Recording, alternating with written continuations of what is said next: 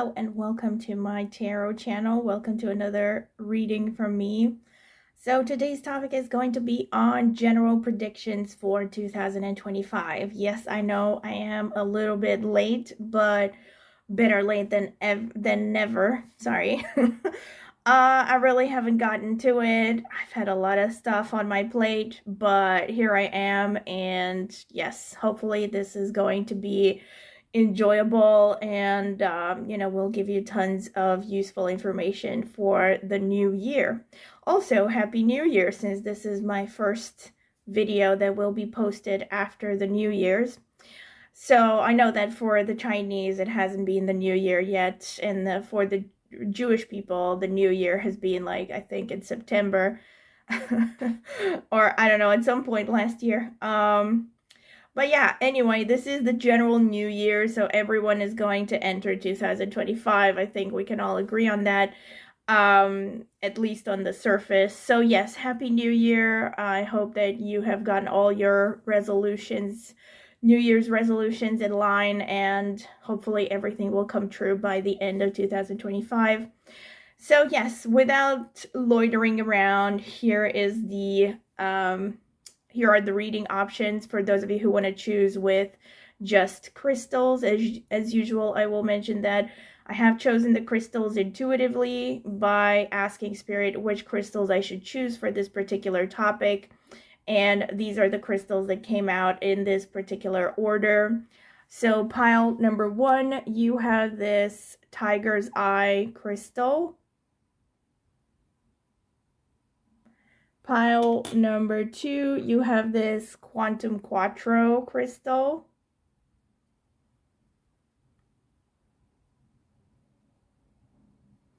Pile number 3, you have this agate.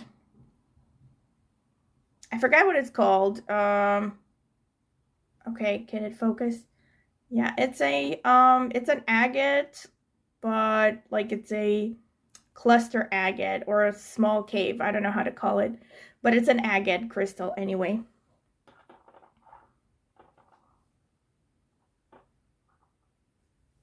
Okay, so these are your options. Once again, as usual, my recommendation is that you take some deep breaths. Okay, I have to arrange them because they're too close to one another.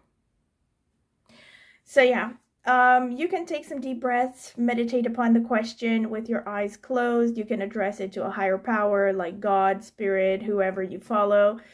And, take some time, meditate upon the question, open your eyes, and choose the first crystal that stands out to you intuitively without overthinking. And also, of course, if you feel drawn to more than one crystal, feel free to watch several or even all of them and just take whichever messages resonate. And before I sign off, I will remind you to please subscribe to my channel if you haven't done so already. It's the easiest way to support me, and it is free. And also click on the notifications bell if you want to be notified anytime I post a new tarot reading. Thank you, and I will see you at your pile.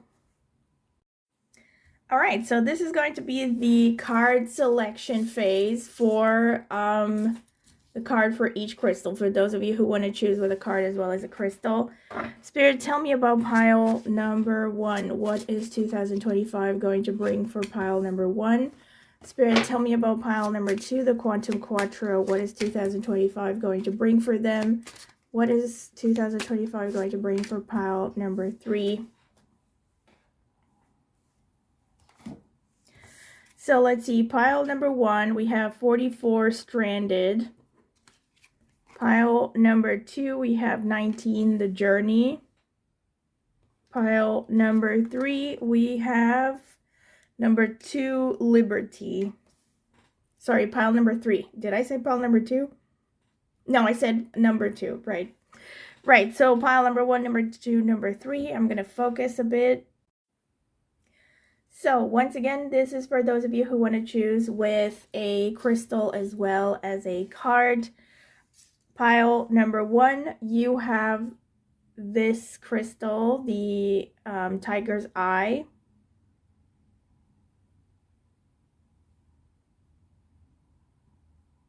Trying to get it to focus. right, so this is the Tiger's Eye.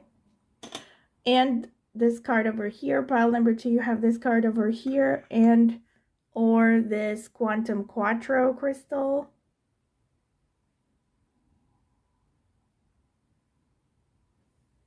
Pile number 3, you have this card over here, and or this agate crystal.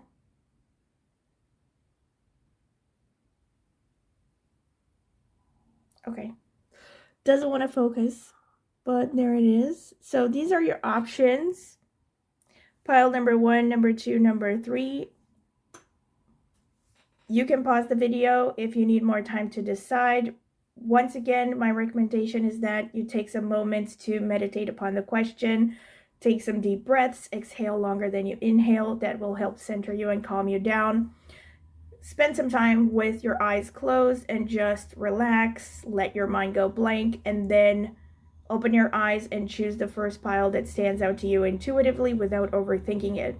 Of course, you can also address the question to a higher power. You can also address more specific questions, but try to keep them, in such a way as they can be answered by the topic of predictions for 2025.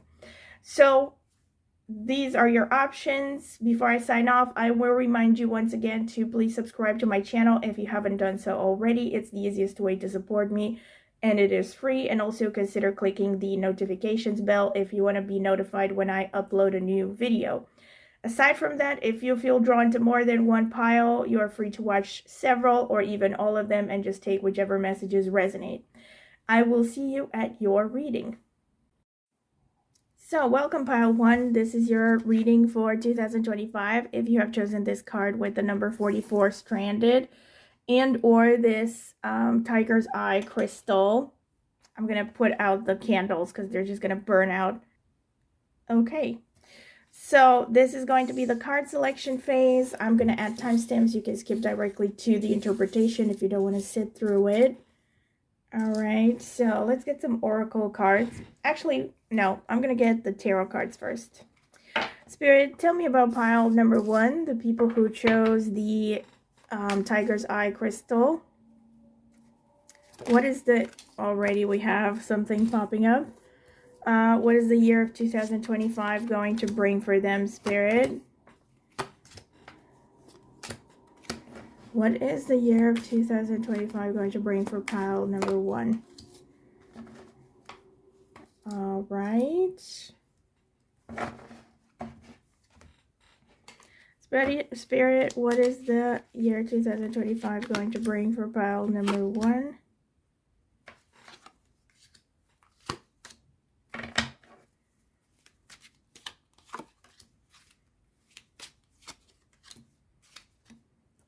All right.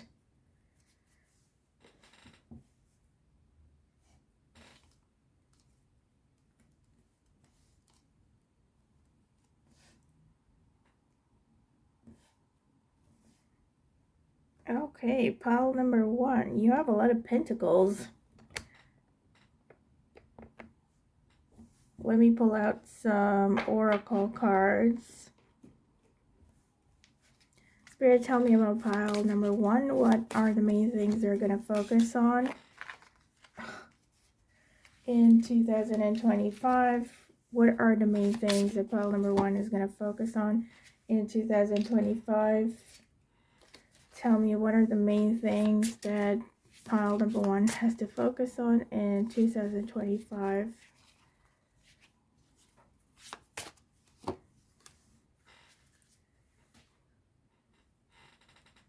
Spirit, what is the main thing that pile number 1 has to focus on in 2025? Actually, this one feels really... All right, so let me start with the oracle cards. We have Grace. We have Pride. Very interesting photo. We have this card with Enjoyment. Striving and pushing makes life into endless hard work. The more you're inviting love to take over, the more enjoyment comes. Allow me to enjoy this life, dear Lord. And then we have the Vessel And the number here is 69, I think. Okay, 69, that's suggestive. Okay, I'm gonna hold that thought. And then we also have Stranded number 44, for which I'm going to read the description from the book. Let me see. Misdirection, misjudgment, fear of failure. Look at this young sailor stranded with his ship on top of a tall tree.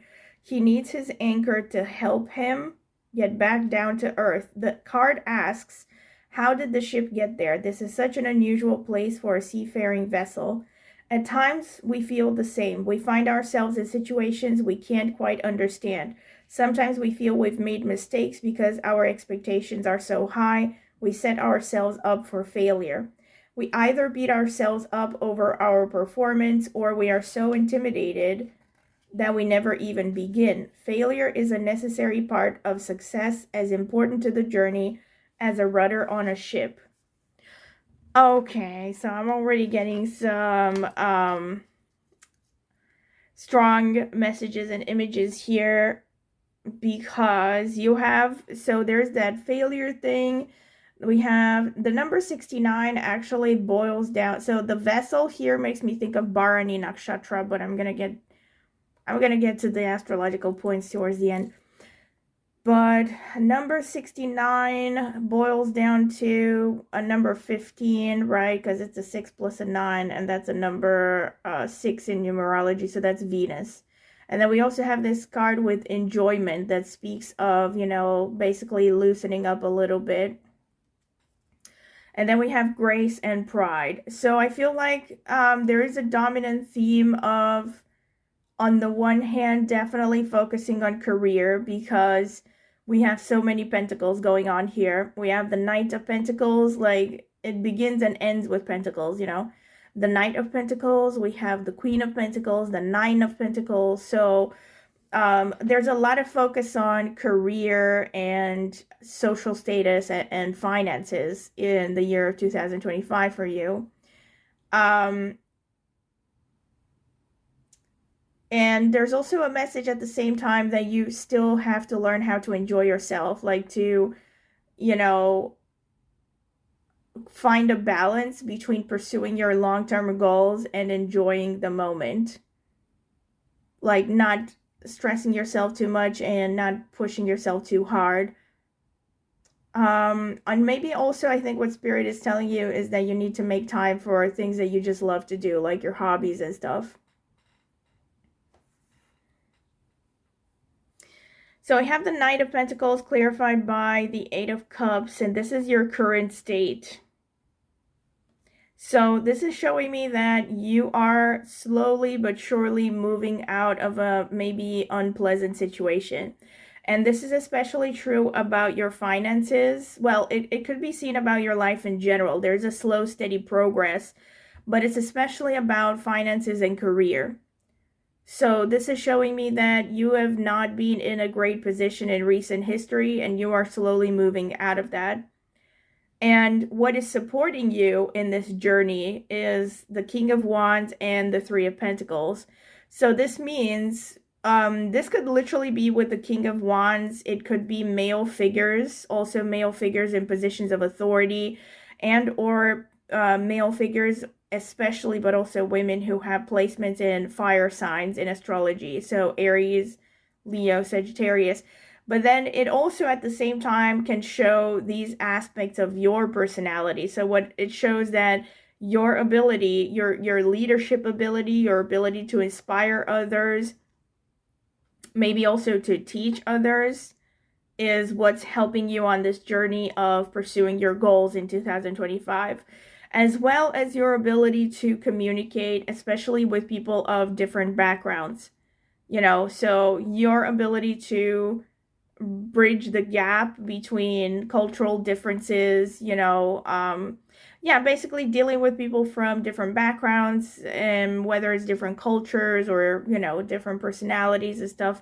This is what's going to help you in 2025 when it comes to reaching your goals.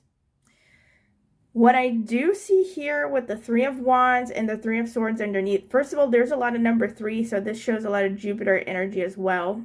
but again, I'm going to get to the astrology at the end.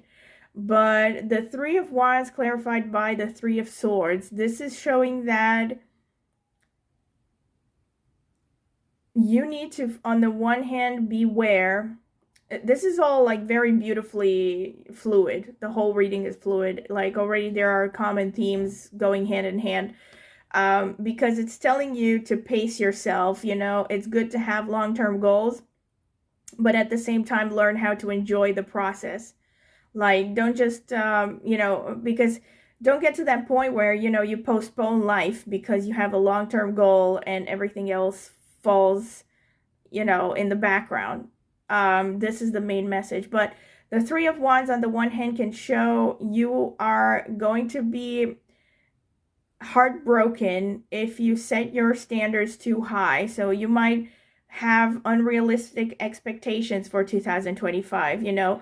So you need to be aware of that. Like, I hate to, you know, hit you with these kinds of pieces of advice, but Rome wasn't built in a day, you know. This is something that everyone hears every now and then. I know it's annoying, it's frustrating, it's not what you want to hear when it comes to reaching a goal, but it is the way it is at the end of the day. You know, it's like if you want to achieve, especially some major change in your life or a major goal, it's not going to happen overnight. It may not even happen by the end of the year, right? So on the one hand, Spirit is telling you, be careful not to be in a perpetual state of disappointment because you're constantly, you know, looking at the end goal and failing to realize all the different things you have achieved so far or the things that you have going for yourself so far.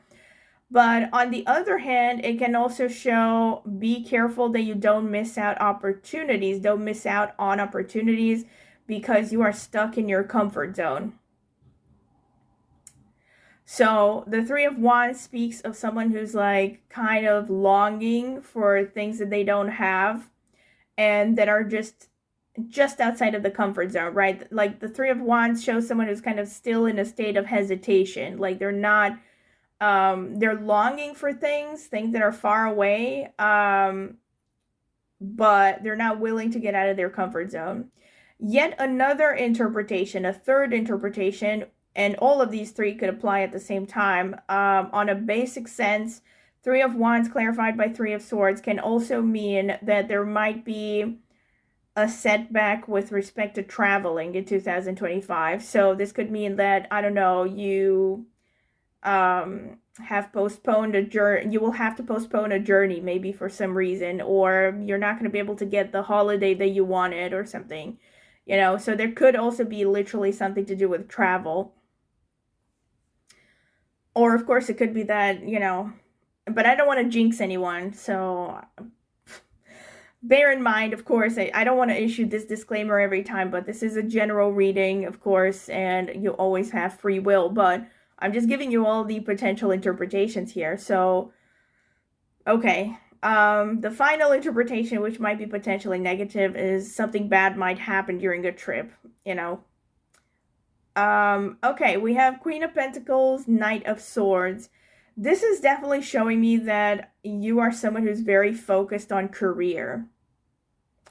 I'm not saying you're not focused on other things, but these are the themes that are coming out for you. So these are the messages that are coming out for you in particular. So there's very much a focus on career, on development, finances, and all this. So Queen of Pentacles, clarified by Knight of Swords, is definitely showing that you are someone who has persistently, you know, in recent history, has persistently worked towards a certain goal, maybe multiple goals, you know, maybe it could be anything, because again, it's a general reading. So it could be finishing university, it could be just being good at your job, it could be working towards a promotion.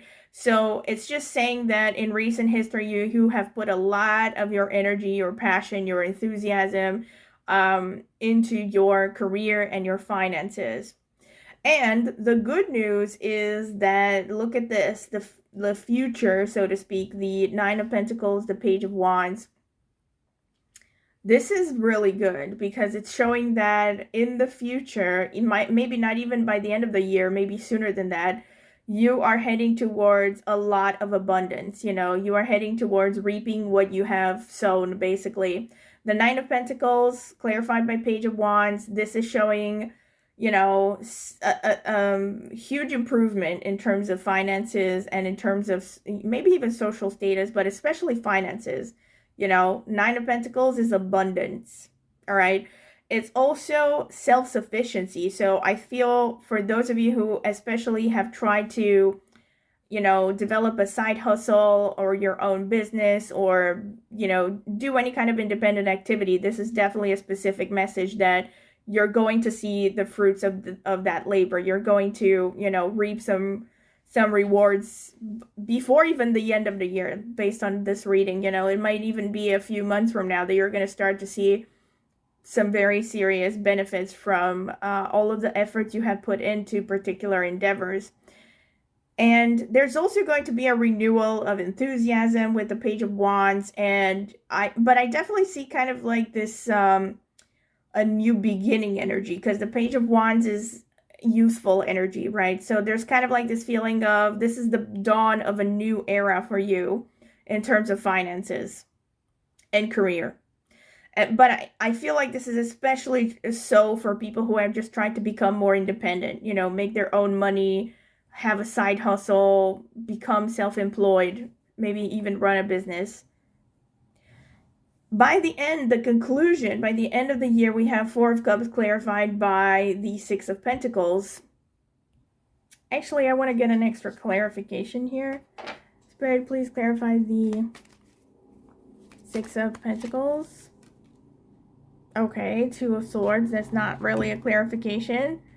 Spirit, please clarify the Four of Cups. Oh, the King of Wands again. Okay, please clarify the Two of Swords for me as well. Okay, and we have two cards here. Four of Pentacles and King of Swords. Clarifying the Two of Swords. And we have didn't Four of Pentacles? No, it didn't come out again. Oh my gosh, wow. This is really, we have Four of Cups.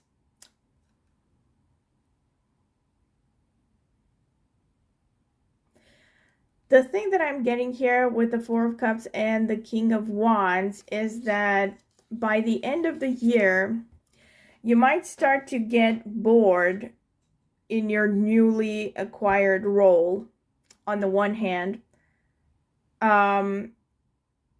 you might start to get itchy. You might feel like you've reached a place of complacence or where you can no longer grow from there.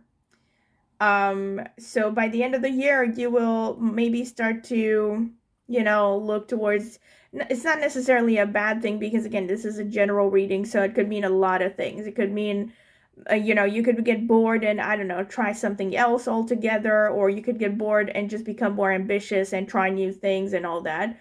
But it's definitely showing with the King of Wands that there's, on the one hand, leadership, confidence, you know, there's a lot of sun energy here, a lot of fire, a lot of, I guess, for lack of a better description, masculine energy.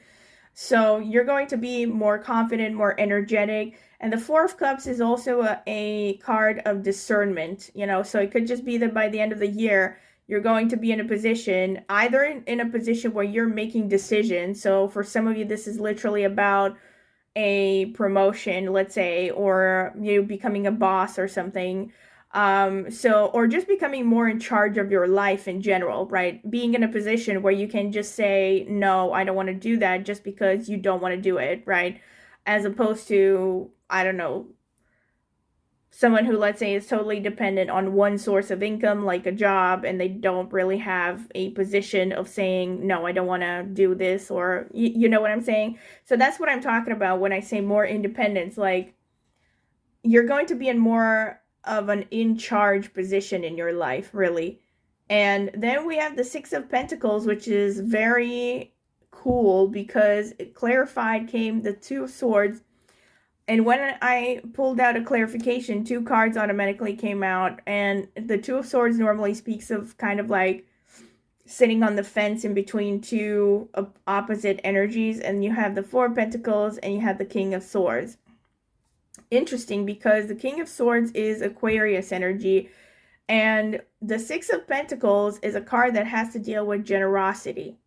So again, I'm going to look at it from two different interpretations because it can mean different things in different areas. But the good news is definitely by the end of the year, you're going to have plenty of money to spare because the Six of Pentacles is kind of like the next stage. So there's, like I said, it's a very fluid reading, you know, nothing contradicts anything else. So you have Nine of Pentacles and then Six of Pentacles, which is like reaching a position where you might be able to donate or to be generous towards other people.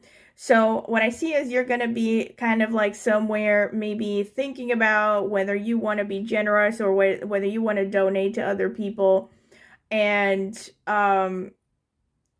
Spirit is telling you that you're going to be somewhere in the middle, like hovering in between. Should you hold on to your money or should you care about humanitarian positions, you know, or humanitarian causes? Now, of course, Spirit is not telling you what to do because, as usual, I say this all the time, you do have free will, but it's very fluid. The idea is very fluid that you're going to have plenty of resources and you might be put in a position where, you know, you're going to have the chance to give some money to other people, you know, donate, or maybe help someone. Maybe it's not even about money, but helping people maybe with information. And you're going to be on the fence about should you, you know, be protecting what you have earned and protecting your position, or should you be more generous and open, and especially with intellectual information here, either sharing of intellectual profession or literally donating money. But either way, the good news is, like I said, you're going to be in a position where you can actually donate money. So that's definitely showing you're going to be financially comfortable. All right, this is pretty much what I see from the cards. Now let me get astrological cards. Spirit, tell me about pile number 1. What is 2025 going to bring for them? I don't know why I automatically pulled this out. Let's see. We have Virgo, the Alchemist. We have Saturn, Limits and Lessons. Not surprising because when I looked at the number 44, but I didn't say it. But number 44 boils down to 8, which is ruled by Saturn. And then we have South Node of the Moon, Old Karma. And then we have First House, Self and Identity, and Sextile, Chance and Opportunity. Yeah, so the first house to me is a confirmation of that King of Wands that came out twice. Virgo is about, you know, the diligence of the Knight of Pentacles. You know, it's attention to detail. It's taking it step by step. No huge risks, but putting in consistent effort on a day-to-day basis. Virgo can also show that in this year, you're going to become, on the one hand, more independent, more self-sufficient. Both the first house and Virgo show this. But it also shows that it's a good year to take care of your health, where any kind of health issues that you have will tend to clear out as long as you put in effort and you seek treatment. Saturn also speaks of, yeah, you're still going to have challenges. You're still going to have to work hard. But ultimately, you know, things are going to work out in your favor if you push through. Basically, Saturn is the Lord of Karma, according to Vedic astrology, and basically Saturn wants you to be thorough. So as long as you are thorough, as long as you don't leave anything to chance, things are going to work out for you. One thing that I want to say is, with Saturn dominating this year, you should not be expecting any kind of windfall. Don't expect to win the lottery. Saturn is pretty much an energy of you get what you give, you know, like the harder you work, the more thorough you are, the more you focus on producing quality work of any kind, the more results you're going to get, you know, that's the way it is. We do have the South Node here of the Moon. Now, the South Node stands for a lot of things. I know it says old karma, and it's true that the South Node speaks of past lives and past life connections, but it speaks of other things as well. So Ketu is also about Ketu, or the South Node. Ketu is what it's called in Vedic astrology. Ketu also speaks of spirituality. It speaks of, you know, intuition, but also learning through hands-on experience. So This could also show that during this year, you might feel more drawn to developing spiritual qualities, spiritual practices, like getting into yoga or maybe even studying a particular religion, maybe getting into things like meditation, but anything that falls in the realm of spirituality might suddenly become more and more appealing for you in this year. And if you are already into this, or if this is something you're already actively interested in for a while, it means that your knowledge in this is going to increase by the end of the year. And another thing is with the karma part, okay? It definitely shows that you might be clearing out old karma throughout 2025. So, yeah, I mean, obviously, this is not a piece of information that I think is maybe particularly useful because, what's going to happen is going to happen either way. But it does help maybe to, keep in mind that it could just be karma, and that basically if it is karma, it's for the best because you want to clear out your karma as quickly as possible and just move on. The sextile chance and opportunity is a very important card, I think, because the sextile speaks of, well, just like the title says, it speaks of opportunities, but it also speaks of the necessity for you to grab those opportunities. So I feel like this is a confirmation of what I said with the Three of Wands and the Three of Swords. Like, Spirit is going to tell you there will be opportunities coming your way to get what you want, but you have to be able to act. So nothing's going to just fall on your lap without action, without follow through. So yeah, this is pretty much what I'm seeing. And also, I think I said this already, but I'm going to mention it one more time. First house definitely shows, well, first in the Virgo, by the way, definitely shows that this year is going to be a year where you might be focusing on your health, your fitness, and there might be really good improvements in these areas. But then the first house also speaks of, being self-standing, being autonomous, more independence, and also more confidence in that drive to succeed and to take the bull by the horns, not being afraid of taking charge of your life and maybe even becoming a kind of a leader in some way, at least a leader in your own life, if not like actually in a leadership position. All right, so let me get the Astro dice now. Spirit, tell me about pile number 1. What is the year 2025 going to bring for them? Oh my gosh, we have the Sun. I did mention this. And we have Leo. Oh my God, a lot of fire energy. And we have number 10. Wow. Number 10, which by the way also boils down to number 1, which is ruled by the Sun in numerology. So you can look at it like that. But you can also look at it like the 10th house, which is the house of career, which is a very strong confirmation of everything that I have said. So you're definitely very focused on career.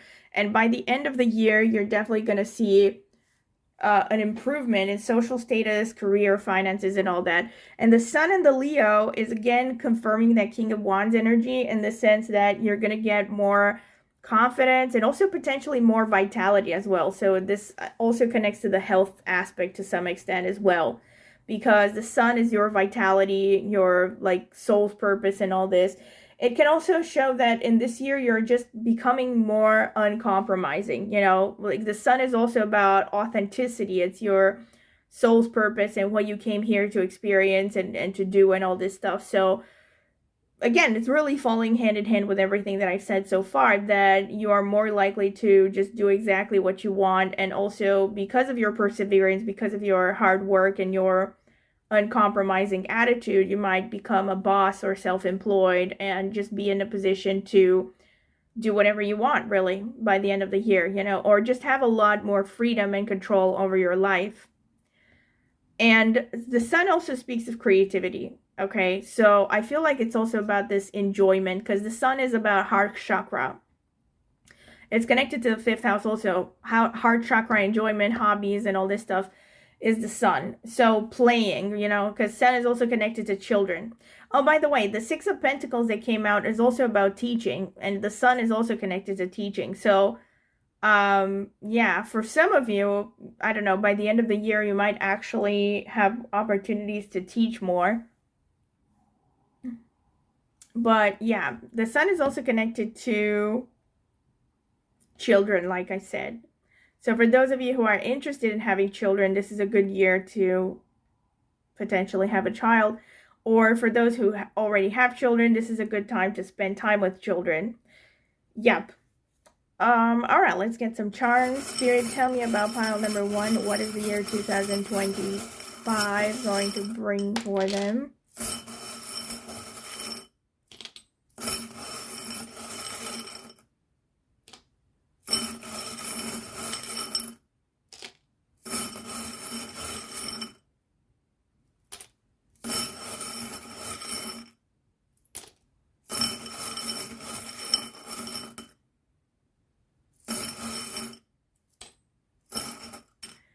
Okay, like we have this horseshoe with the shamrock in the middle, which is a luck symbol. And we do have this that says blessed. So yeah, definitely speaking of the opportunities coming your way. We also have the corn, which honestly, again, makes me think of harvest. Like reaping what you have sown. And we also have, interestingly enough, we have 2024 coming out twice. 2024 coming out twice. Now, I could also look at this numerologically, which is that 2024 boils down to a number 8 in numerology. So, again, it's a confirmation of this number 8 over here, where it's focused on, career, hard work, very Saturnian, very Saturnian energy. But at the same time, it also makes me think that 2024 was a very significant year. And most importantly, it's showing me that there's a continuity. Like 2024 is really impacting this year for you. And I think it's really going hand in hand with that thing that I said at the beginning, that many of you have started working on something in 2024, maybe even earlier. And, but maybe 2024 was a particularly important year in your professional development. And now you're continuing, you're adding the building blocks on top of what you have achieved so far. And then we have this bow, which, makes me think of a present. And, all of this is just falling into, opportunities and all that. We also have a heart here. A very embellished heart. Of course, this can mean love. And I think it also links to creativity. We also have this, wow, we have this mama charm here, which could be that for some of you, you're going to become parents. Or again, if you are parents, you might be spending more time with your children. Or you could be working with kids. Yeah, we have blessed twice, and we have family, and we have dream. All right. So I think dream, again, is going hand in hand with that idea of authenticity, of you becoming more of yourself, doing what you want, and basically following your heart's purpose. That's what it makes me think about. And of course, family can just be that you are going to be spending more time with family. You're going to have some good times. And, maybe reconnecting with family. That could also be a thing. For some of you, it can be starting a family because, again, we have this mama thing. So, yeah. But I definitely feel overall that your main focus is going to be on the professional side. Okay, let me get some astrological cards, some more astrological cards. Spirit, what are the main energies dominating 2025 for pile number 1? Tell me. Okay, this one fell out as well. Tell me, Spirit. Oh, okay. These fell out as well. So, let's see. What energies do we have here? We have the moon. Okay, we have that mama charm. And let's see. We have Leo again. Leo is very prominent. So, yeah. A lot of confidence. Scorpio. All right. Scorpio is very intense and has to deal with transformations as well. We have Pushya Nakshatra, which is falling in Cancer, ruled by Saturn. We have Uttarashadha, which is ruled by the Sun, and it's falling in Sagittarius and Capricorn in Sidereal. We have Vishaka, which is Libra and Scorpio, ruled by Jupiter. We have Uttara Bhadrapada, again ruled by Saturn and falling in Pisces. We have Kritika, which is ruled by the Sun, falling in Aries and Taurus. And we have Ashwini falling in Aries, ruled by Ketu. We had Ketu coming out as well. We have Purva Falguni falling in Leo. Yeah, ruled by Venus. That's very creative. Satabhishak Nakshatra falling in Aquarius, ruled by Rahu. Rohini falling in Taurus, ruled by the Moon. And Revati falling in Pisces, ruled by Mercury. Now, for those of you, by the way, who are thinking that I pulled out a lot of these cards, bear in mind that there are 27 nakshatras. So, yeah, there aren't that many that I pulled out. Also, these could be prominent placements in your horoscope. That could be a strong confirmation, but it doesn't have to be the case. These are just dominant energies for 2025. Right off the bat, I see a confirmation with Purva Falguni showing up here because this nakshatra is very connected to having fun, and it's also incredibly creative. So it definitely shows that, you know, Spirit is encouraging you to be yourself, to express your authentic self, but also to take time off. You know, Purva Falguni sometimes is even worst case scenario kind of connected to laziness, but in your case, this is an encouragement, all right? Like, you need to take time off. You need to enjoy yourself. You need to relax. So, you know, getting back into that kind of childlike state where you just do things for fun. That's the general vibe here. Vishaka is a strong confirmation that you're going to be very competitive this year. You know, Vishaka is very ambitious, very kind of go-getter-ish, and it's especially very competitive. You know, like, you might be constantly comparing yourself to others, but see, here's kind of like a potential thing to watch out for, that you don't constantly, you know, compare yourself to others and feel like, oh, I'm lagging behind or I'm not where I'm supposed to be. Because remember that Spirit told you that you're supposed to appreciate all of the achievements you have reached so far without only obsessing about when you reach the finish line and what your life is going to be then. And then we have Ashwini here, which is very spiritual. We do have the Ketu energy, but Ashwini is also connected to leadership very strongly, right? It's spiritual, but also connected to leadership. So again, I do see this as a potential confirmation that for some of you, at least, you're going to be heading towards a leadership position or some kind of a position where you are standing out more. We have Rohini and we have Revati. Both of these, and actually Purva Falguni as well, you know, and Kritika to some extent. Quite a few of these, like I would say half of these nakshatras are known to be very attractive. You know, they're known to be above average attractive. Each of them may be in a different way. Rohini and Revati especially have to deal with being very pretty face-wise, having pretty eyes.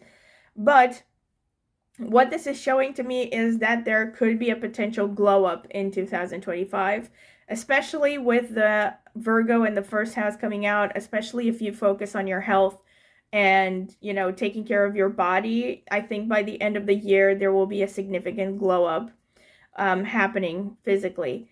And with Kritika, again, there's a very strong focus on, you know, you wanting to do what you want. With Uttarashadha as well, both of these nakshatras are ruled by the Sun.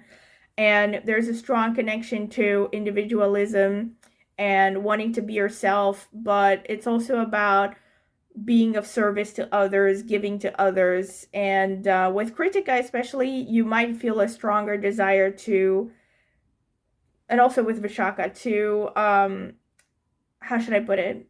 To get attention. Yeah, you might really start to feel more comfortable in positions of, you know, how should I put it, like public positions, I guess, you know, positions where people are looking at you. Maybe you might become more immune to being judged, things like that, you know. So Kritika is also in Uttarashadha, because they're ruled by the Sun, they're going to be really confident. So there's this energy, of course, the reiteration of the King of Wands, that you're definitely increasing in your confidence and your self-esteem this year. Uttara Bhadrapada is a confirmation of what I said about the yoga, the spiritual inclinations as well, because it's very connected to things like yoga, like meditation, everything that's kind of spiritual, and generally having an approach of wisdom and seeking to do things from a calm perspective as opposed to using aggression. Satabishak is falling in Aquarius, by the way, so I see this as a confirmation of that King of Swords that came out. It's a nakshatra that is connected to the healthcare system, so the medical field, and it can show that in this year, again, especially for those of you who have had medical issues, this is a good year to heal anything that you have suffered from. It's also potentially showing that, you know, you're going to be more in a generous mood. You're going to become more empathic, you know. You're going to want to give to society, to give to other people, to share what you have. Even if it's just, you know, on a material, on an immaterial plane, I mean, not necessarily through material donations, but through sharing your knowledge, you know, sharing your insight, guiding people who are in a less enlightened position in some way. Pushya is also very humanitarian, very nurturing as well. So I do feel, and also Pushya is very connected because it's falling in Cancer. It's really interesting because we have that charm that says yes, mama. I think it's, or just mama, you know, and it could be a confirmation really for some of you that you are going to become parents, or maybe you're just going to become more nurturing, not necessarily become a parent, but more like, you know, cultivate these qualities, these motherly qualities. Like maybe you're just gonna, you know, feel called to take care of other people, to be more understanding, more empathetic. And we also have the moon, so that's a double confirmation, you know.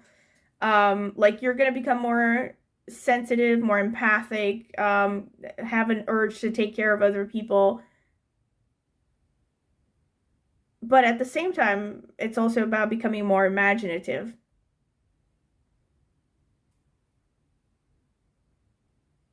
For some of you, very specifically, you could be healers and you could be activating in that field. So if this is something that you have been thinking about, it's definitely a, you know, pat on the back. Like it's a nudge that you're on the right track here from spirit. Maybe getting a side hustle as a healer or something, doing energy work. Also with Revati, there is something about travel here. So you might be really interested in travel. You might have opportunities for travel. That could be a thing. Considering what came out with the other cards, though, again, I don't want to say that something negative is going to happen, but, you know, something involving travel might be a thing this year. All right, this is pretty much what I have for you, pile number 1. I hope you have enjoyed this, and if you have, don't forget to like the video, subscribe to my channel if you haven't done so already. Click on the notifications bell if you want to see when I will post a new video. Also, comment in the comment section with feedback or ideas for future topics that you would like me to cover. If you would like to support my channel further, of course, I would greatly appreciate that. You can do it by liking, sharing, subscribing, watching the videos. Also, leaving a tip if you want, or becoming a member in exchange for a small monthly fee.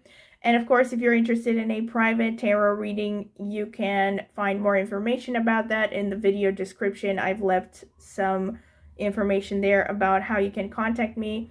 I've also left a link in the video description to reviews that I have gotten for private tarot readings before, in case you're curious to see them. They might help you decide if you want to get a reading from me. And last but not least, I also have an astrology channel where I focus mainly on Vedic astrology, but also with some tropical insights. And I will leave it in the video description as well. If you're curious, go ahead and check it out. Maybe subscribe. I would greatly appreciate it. Thank you very much for listening, and I hope to see you at my next tarot reading. Bye! Welcome, pile number 2. This is your reading if you have chosen this card over here, 19, the Journey, and or this Quantum Quattro crystal. So this is going to be the card selection phase. I'm going to add timestamps so you can skip directly to the interpretation. Spirit, tell me about pile number 2, the Quantum Quattro pile. What is 2025 going to bring for them?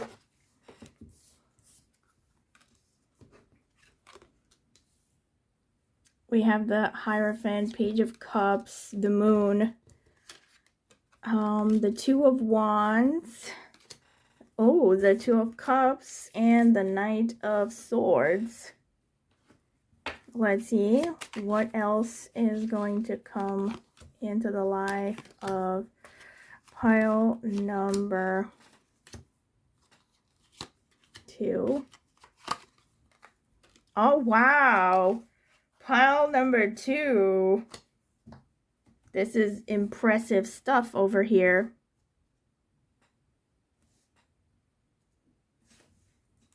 All right, let me get some oracle cards. Spirit, tell me about pile number 2. What is 2025 going to bring for them?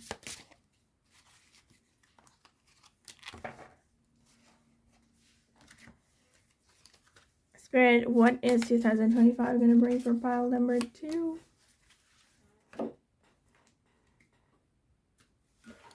Spirit, what is 2025 going to bring for pile number 2? I don't know why I automatically turned that over. Spirit, what is 2025 going to bring for my pile number 2? Whoa, okay. All of these? I don't know, it's a lot.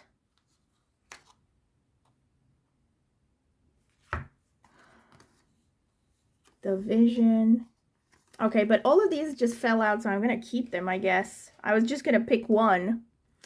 All right. So, pile number 2, you are favored. Whoops, I just realized you weren't seeing the cards properly. So, you have 3 of these cards from the Wild Unknown archetype. You have number 6 with the Mentor. You have number 55 with the Vision.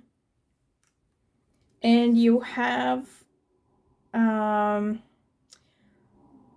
me think, what is this? It's number 70, 75, okay, 75 with Gnosis, which is coming from Greek, so this is knowledge as far as I know, Gnosis. Okay, and then you also have this card with, oh my gosh, Rejection, number 13, the plot thickens here. And then we have Union as well. You also had the Two of Cups come out. So there's some drama unfolding already in these cards.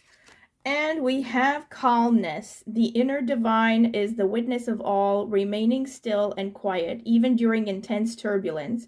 So take a deep breath and then say, quiet my mind, dear Lord. May your peaceful calm take over.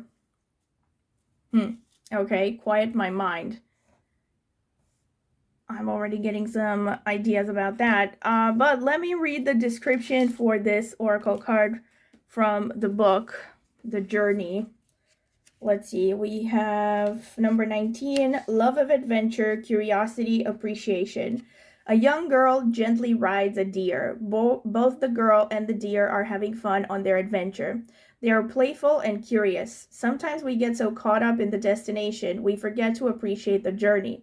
But if we neglect the little things on our path, like soft grass under our feet or the unconditional love of an animal, we are missing out on precious moments. A new friend or acquaintance with a different point of view can help us see things that we may have overlooked. Okay, or a tarot reader. Just saying, because the reading was saying an acquaintance or a friend or an acquaintance can help you see things from a different point of view. So let me unpack this. Look at this. You already had the Two of Cups here. I mean, I think you can imagine what I'm going to say about that. And you have the Four of Wands as an outcome. This is going to be a very good year for you, pile number 2. But let's start with the beginning. So we have the High Priest. We have the Four of... Wow. you already have this message about calmness, and I was just thinking that's Four of Swords energy, literally. Whenever I get the calmness thing, Four of Swords, this is about resting. So I feel like this with the Hierophant and the Four of Swords, many of you already right now, you are focusing on resting, or in recent history, and it's a continuous action, you know, started in recent history and you're doing this right now. You are recharging your batteries. You are maybe focusing on meditation. With the Hierophant, there is also an indicator that you are maybe on a spiritual path.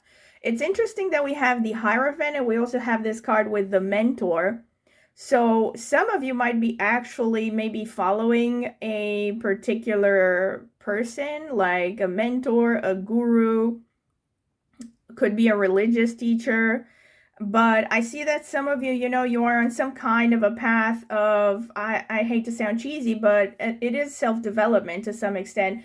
But it's also about going within. There's something with a spiritual tint here. You know, you're focused on some kind of a spiritual practice, on learning yourself. Some of you might even be in a position where you are teaching things to do with meditation, psychology, quieting the mind, and all that stuff. So this is the present right now. And then what's going to support you throughout 2025? You have the Page of Cups clarified by the Knight of Cups. So clearly there is a strong message of intuition. So intuition is going to guide you, but also creativity. Sorry, it's not very visible. Creativity, you know, the creative mind, the imagination. The Knight of Cups is about following your heart. It's about following your intuition. That's what the water in this picture symbolizes. And the Page of Cups as well. See, it's interesting because you also had this other, this one, the description for this oracle card said something about looking at things from a fresh perspective.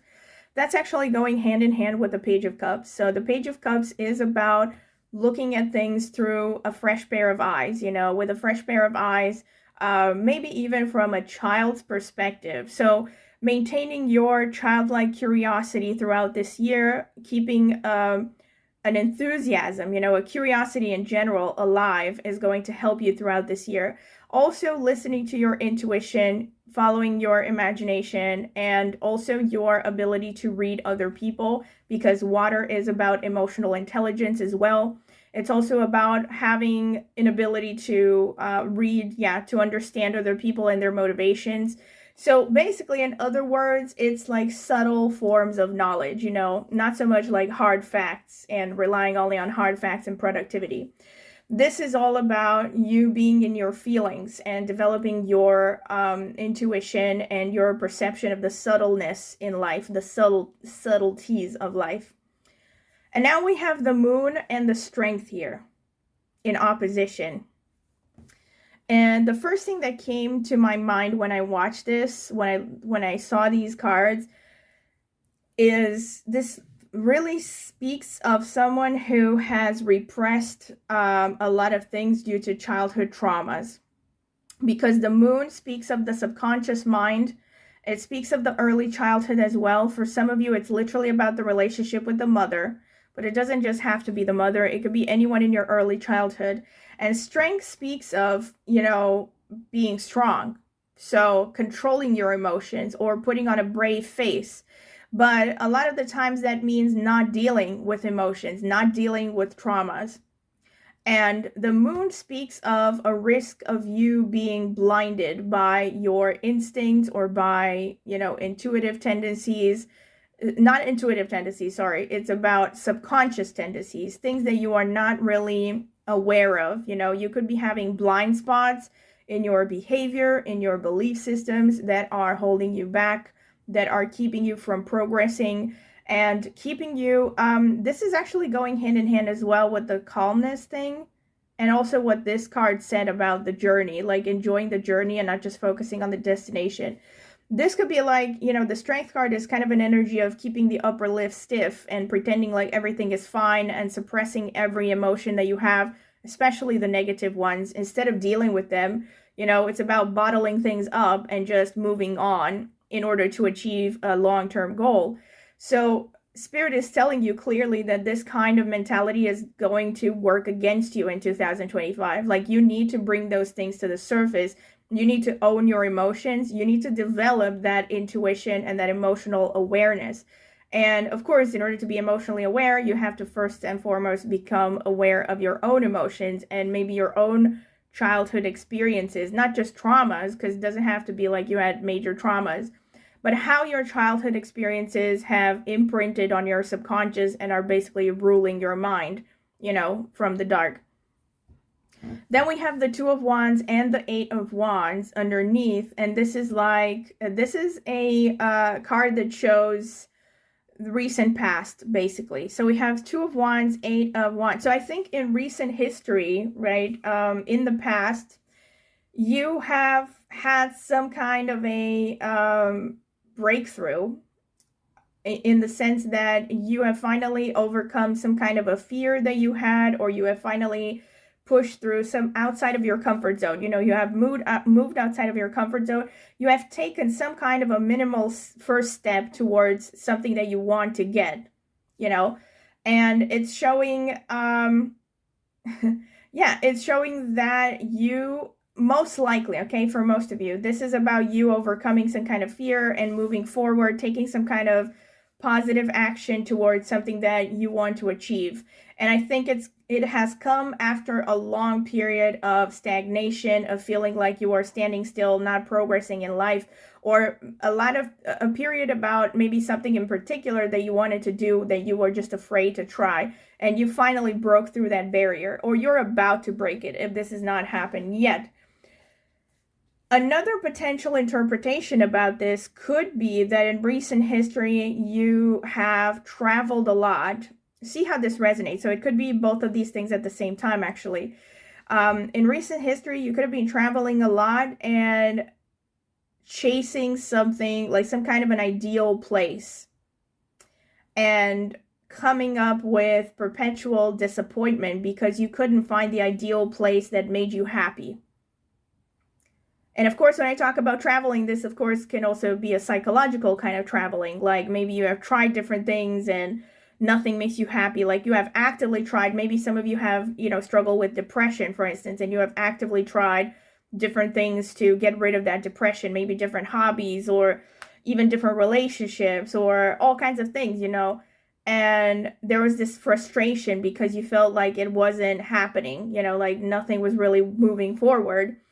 And I think if that is the case, then it's most likely because of this, because you have been actually using external things to run away from your emotions. And this is definitely Spirit telling you that throughout this year, it's definitely recommended also with whenever I get the Four of Swords, also with the Moon, this is a very strong message that you would benefit from therapy, you know, psychotherapy. But of course, see how that resonates. I know that therapy is not for everyone, and then some people cannot afford it. But there are other ways, you know, just becoming more self-aware can also, of course, be learning about meditation. There are loads of, you know, free resources online, you know, about doing meditation, doing yoga, learning even how to trace your emotions, you know, understanding what is underneath your depression or your negative emotions and trace it back to what happened in your early life that caused these feelings.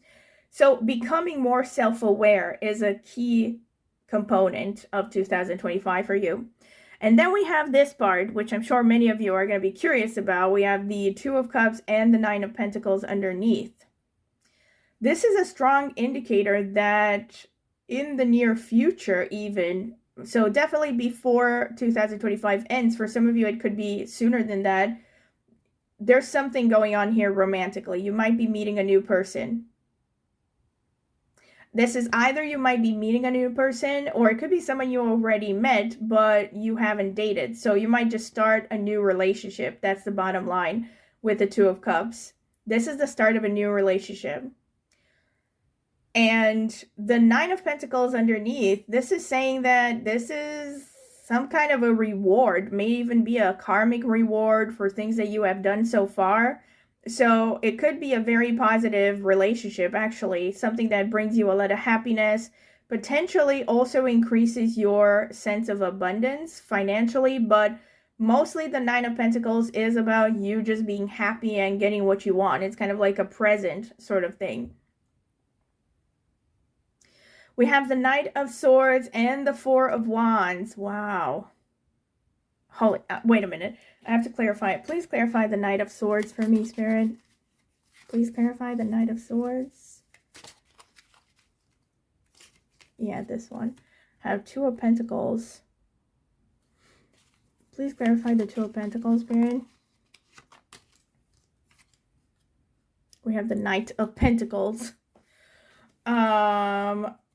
Okay.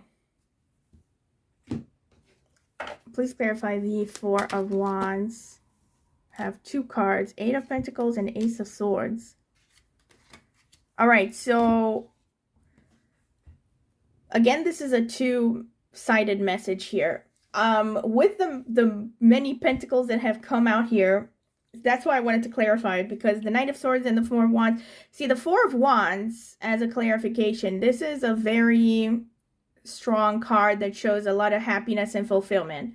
However, because we have all of these pentacles here, I would not jump to conclusions and just say you're all going to get married by 2025, because the Four of Wands, a lot of the times, especially if it's a romantic reading, which this is not, this is a general reading, but if it's a romantic reading, the Four of Wands generally shows marriage, you know, or it shows a happy family life.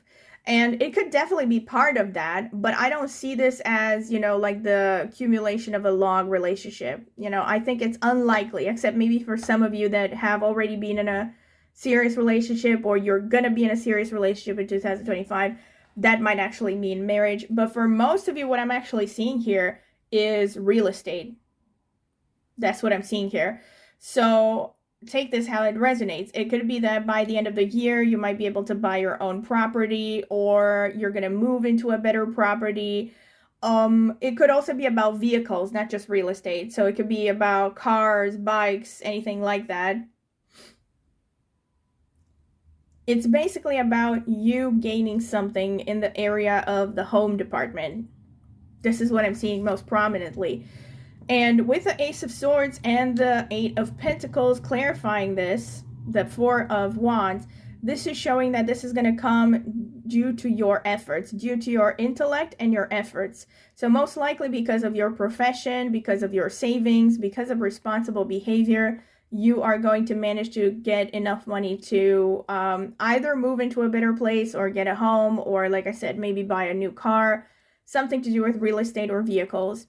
And then also with the Two of Pentacles, the Knight of Pentacles clarifying the Knight of Swords is the same thing. This is showing that you have been a busy bee and probably are going to continue to be this way in 2025.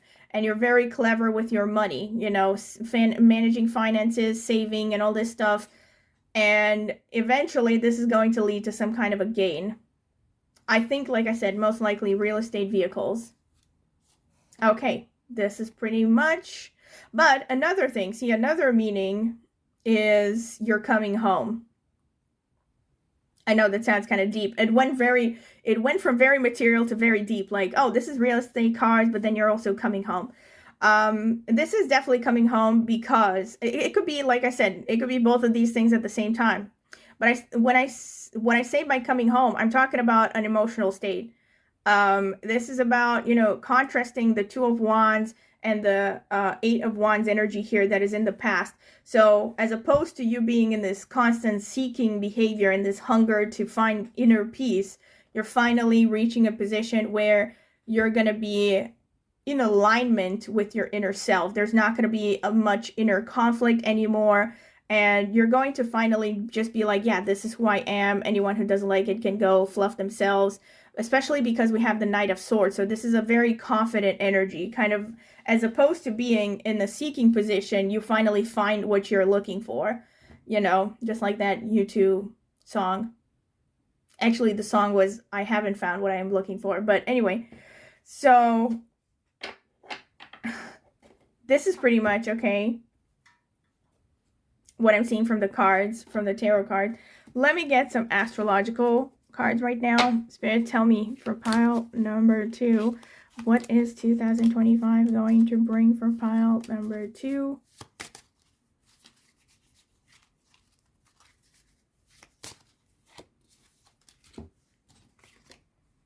Okay, we have Gemini, the communicative. Oh no, everything collapsed.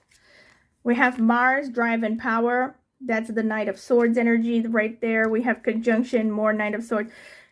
Fusion and energy. So this is, you know, when I see this in the context, right? Oh my gosh, we also have fourth house, home and family. Okay, so this is also about family, maybe spending more time with family or dealing with family matters as well. But the fourth house is a very strong confirmation of what I said here. Fourth house is about real estate and vehicles.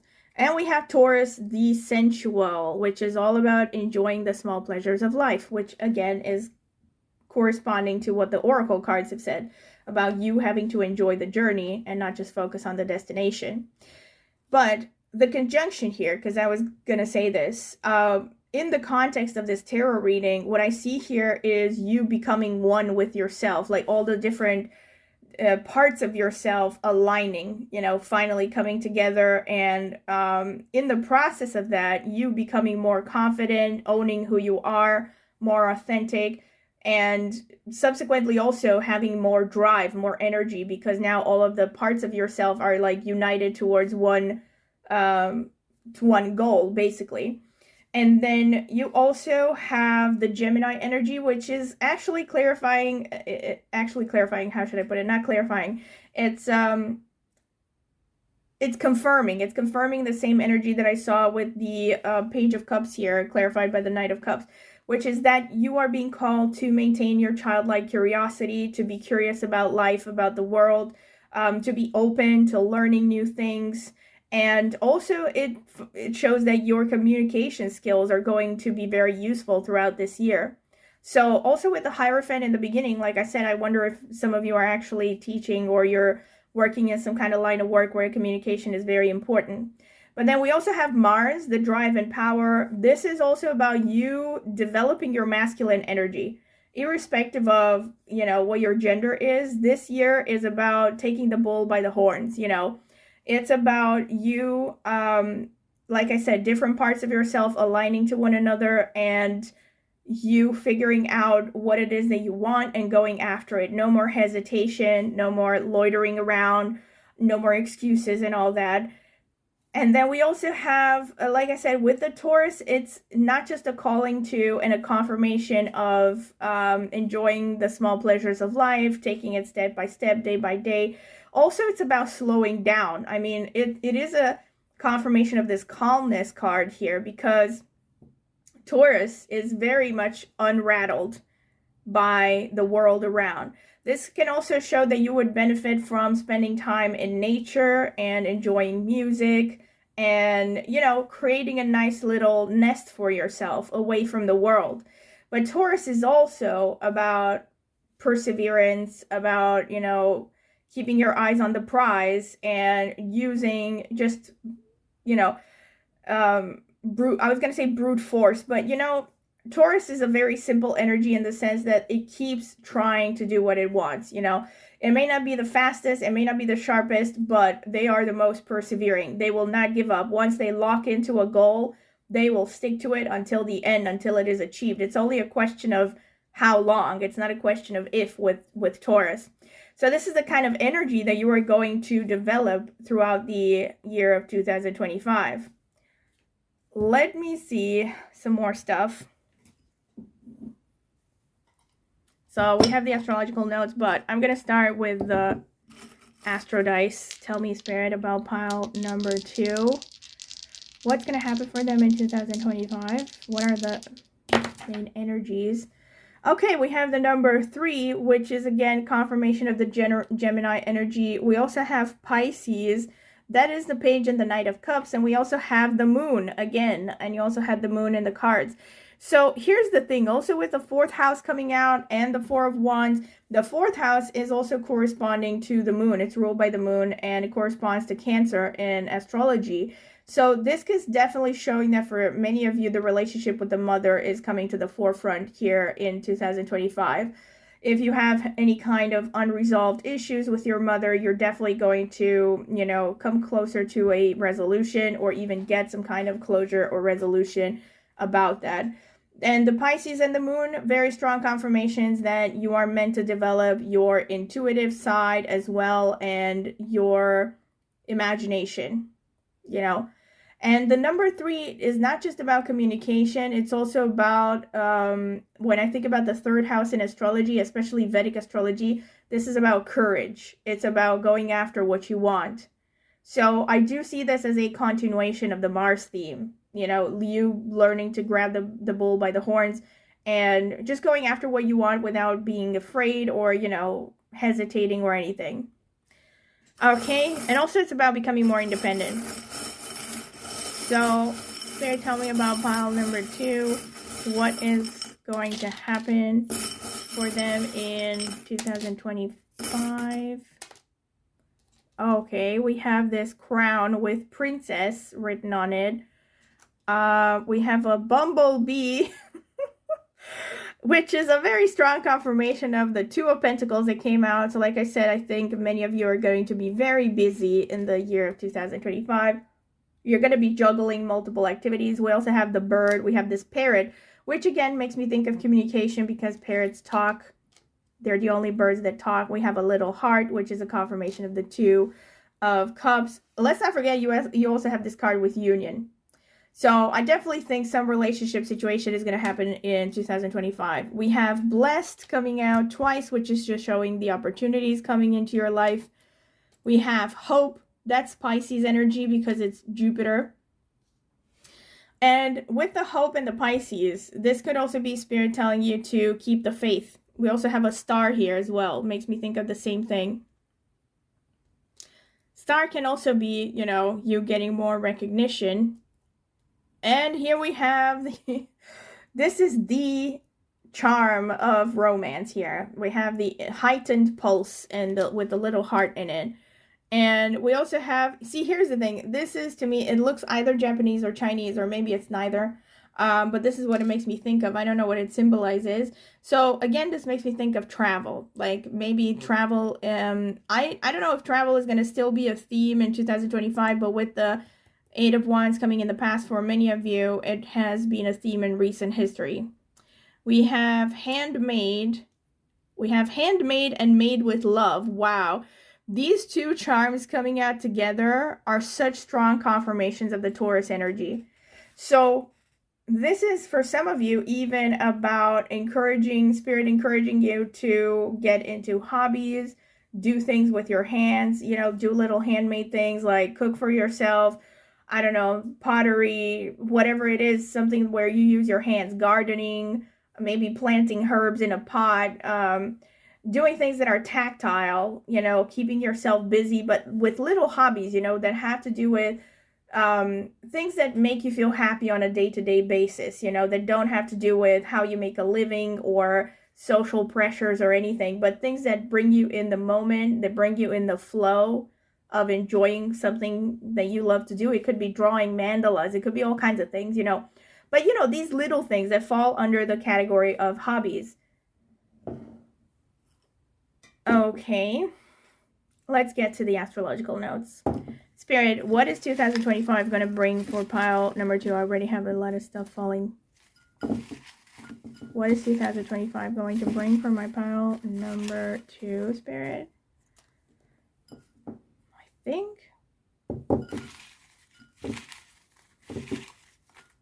What is 2025? Okay, still have 2 of them coming out. So let's see what is going on here. Oh, wow. Can I just take a moment of silence for everyone who doesn't follow tarot or astrology? Yeah, so we have Mars twice. Confirmation, okay? Oh my gosh. We also have Cancer again. So much moon energy coming through. And we have Saturn as well, all right? Saturn is about hardships, and it's also about, you know, having to be patient. Aquarius, okay. We also have the Aquarius energy, and let's see. We have Jupiter, a bit of a confirmation as well, because it's going hand in hand with that Pisces energy. And we have Rohini falling in Taurus, ruled by the moon. So here we have the Taurus and the moon energy showing up. We have Mrigashira falling in Taurus and Gemini, ruled by Mars. We have Vishaka falling in Libra and Scorpio, ruled by Jupiter, more Jupiter energy. We have Magha falling in Leo, ruled by Ketu. We have Pushya falling in Cancer, ruled by Saturn. Let's see. We have Dhanishta falling in Capricorn and Aquarius, ruled by Mars. And we have Revati falling in Pisces, ruled by Mercury. All right. So Revati is a strong confirmation of the travel theme that I was talking about. And it's also about anyone who's interested in flying. This is about, this is an encouragement that if you're interested in anything to do with flying or a flying related profession, like being a flight attendant or a pilot, this is a huge green light from Spirit telling you that, yes, you should be pursuing these things in 2025. You're being encouraged, you're being supported to do these things. Then we have Magha, which is showing potential recognition here. But then it's also about, Magha is a nakshatra that is also connected to family lineages. So I see this as a confirmation, honestly, of what I saw from the cards, that I think some of you are dealing with some kind of a, family, I don't want to say family drama, but everyone has some kind of family stuff going on, so this is a good year where you might be looking into healing traumas or ancestral traumas even. So Magha speaks of like things that are passed down from one generation to another, so it may not even be just like your parents, for instance. It could be things that are patterns happening in your family, and how to learn to deal with that or to break a cycle that has been happening in your family. So this year could be really bringing you some kind of a breakthrough with respect to this. But again, see how it resonates. Like I said, this is a general reading, so, different people are going to pick up different things. Vishaka is definitely showing this hyper competitiveness and a desire to be successful. So it makes sense that Spirit brought out these cards that talk about enjoying the journey and not just focusing on the destination. Vishaka can also speak of, again, issues with the parents as well, really. But it can also be about substance abuse, especially alcoholism. However, we did not have the devil coming out, so I don't think it's a particularly strong influence. But maybe for some of you that resonates, like healing addictions could be a theme of 2025. Mrigashira being ruled by Mars, this is very connected to nature again, so I see this as a confirmation that you would really benefit from spending time in nature or having pets, spending time with pets. And also, let's not forget that the original message was, oh my gosh, I just realized the original message is about a deer, is the journey, and there's this girl riding a deer. And Mrigashira is connected to forests. It's not necessarily connected to deers because the animal is a snake, but it's connected to forests. Yeah. So either way, Mrigashira is a nakshatra that is known to be connected to animals or liking animals, having good connections with animals. So for many of you, this is like if you have been thinking of getting a pet, for instance, this is definitely a nudge from the universe, from Spirit, that you are, that you should be going ahead with that because it would do you a lot of good. And then we also have Rohini, which is falling in Taurus, ruled by the moon. Rohini is known for its beauty, so it could also show, but then it's also very artistic. So it could show that in this year, you're going to be noticed for your physical attractiveness, but it can also be that you are developing your artistic traits a lot. Creative traits, but especially artistic stuff. We have the same thing with Dhanishta, and actually it's interesting because you have both of the nakshatras out of all the 27 that are most connected to fame. We have Dhanishta and Magha nakshatra. So these nakshatras could show that you are going to be getting more recognition by the end of 2025, whether that means, a better position in your career, maybe more finances, maybe all of that together. But it's definitely some kind of recognition. You might be getting more popularity. Maybe if you have a social media following, you're going to expand your following this year significantly. And Dhanishta is also connected to arts, especially dramatic arts, dancing. So if you are drawn to any of these things, there's a strong, you know, green light for you again in this reading that you should be going ahead with that. And then we have Pushya, which is very nurturing. It's very focused towards social causes. So it could also show that it would benefit you to get engaged in social causes as a way to also deal with your own traumas, maybe, you know. And Saturn, again, this speaks about having to be patient. Like, I hate to, you know, I hate to say this whenever this comes up, but pretty much Rome wasn't built in a day. That's a saying that really works in this scenario. So yeah, we have this, we have, and again, Mars is also showing, and Mars and Jupiter is showing that there is more adventurousness, but then there's also more of a focus on the physical body. So I think some of you could even be more into fitness. You might be getting more into fitness and becoming more physically active, strengthening your body. Not Cancer, Mars and Saturn coming out together. For instance, athletes and people who become very good at sports in general, they tend to have connections between Mars and Saturn in their horoscopes. So I see this as a confirmation that for some of you, if you have been thinking about, you know, trying out a new sport or, you know, getting involved in a fitness routine, this is definitely favoring you.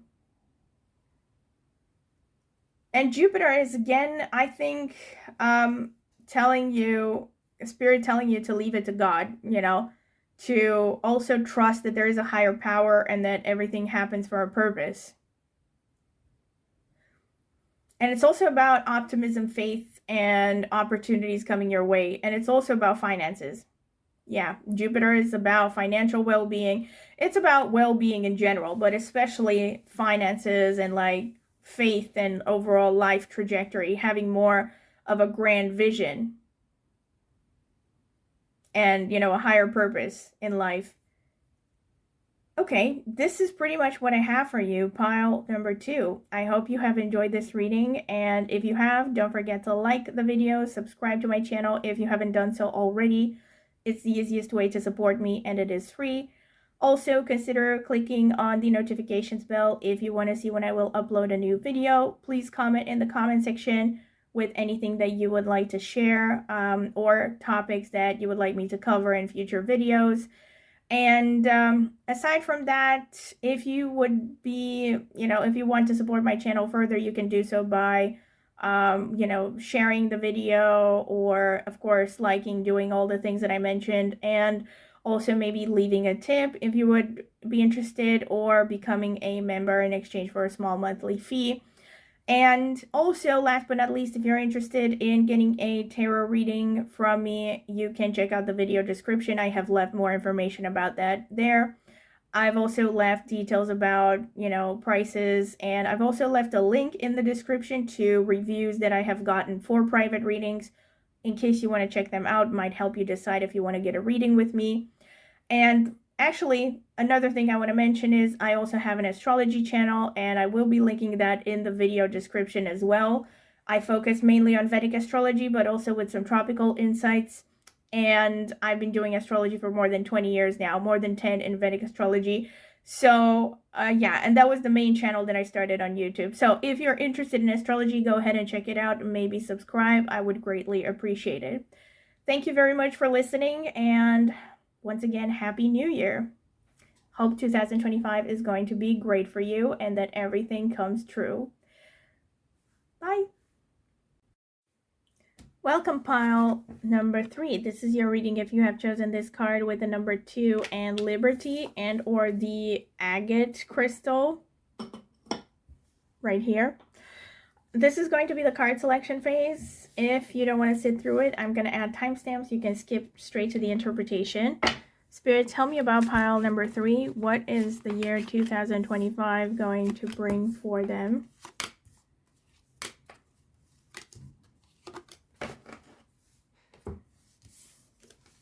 We have the Hierophant, the Page of Swords, the Emperor, the 5 of Wands, the 9 of Cups, the Hermit,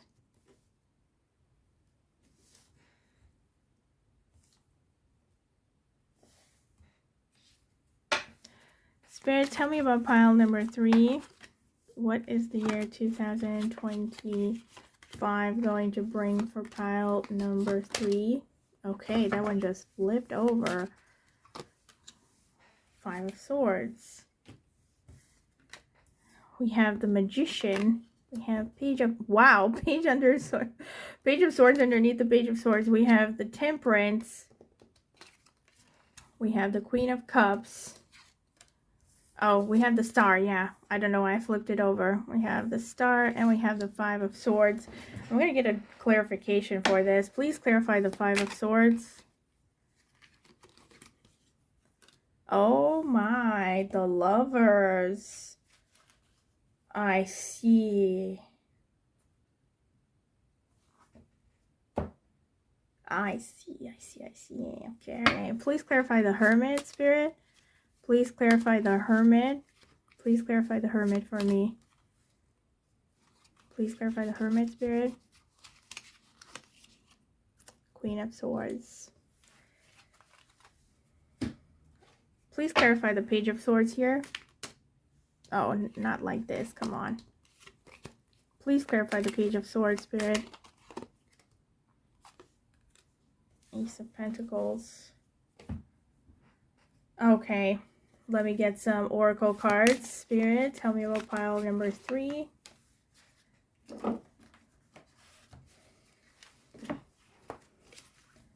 Spirit, tell me about pile number 3. What's going to happen for them in 2025? Spirit, what is going to happen for my pile number 3 in 2025?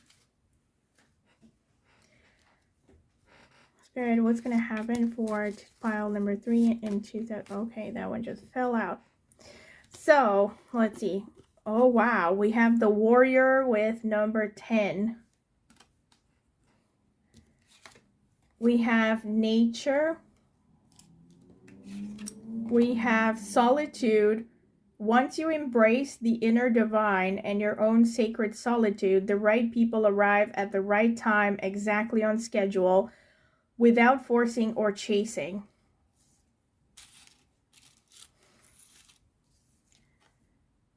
Number 9, how teachable are you?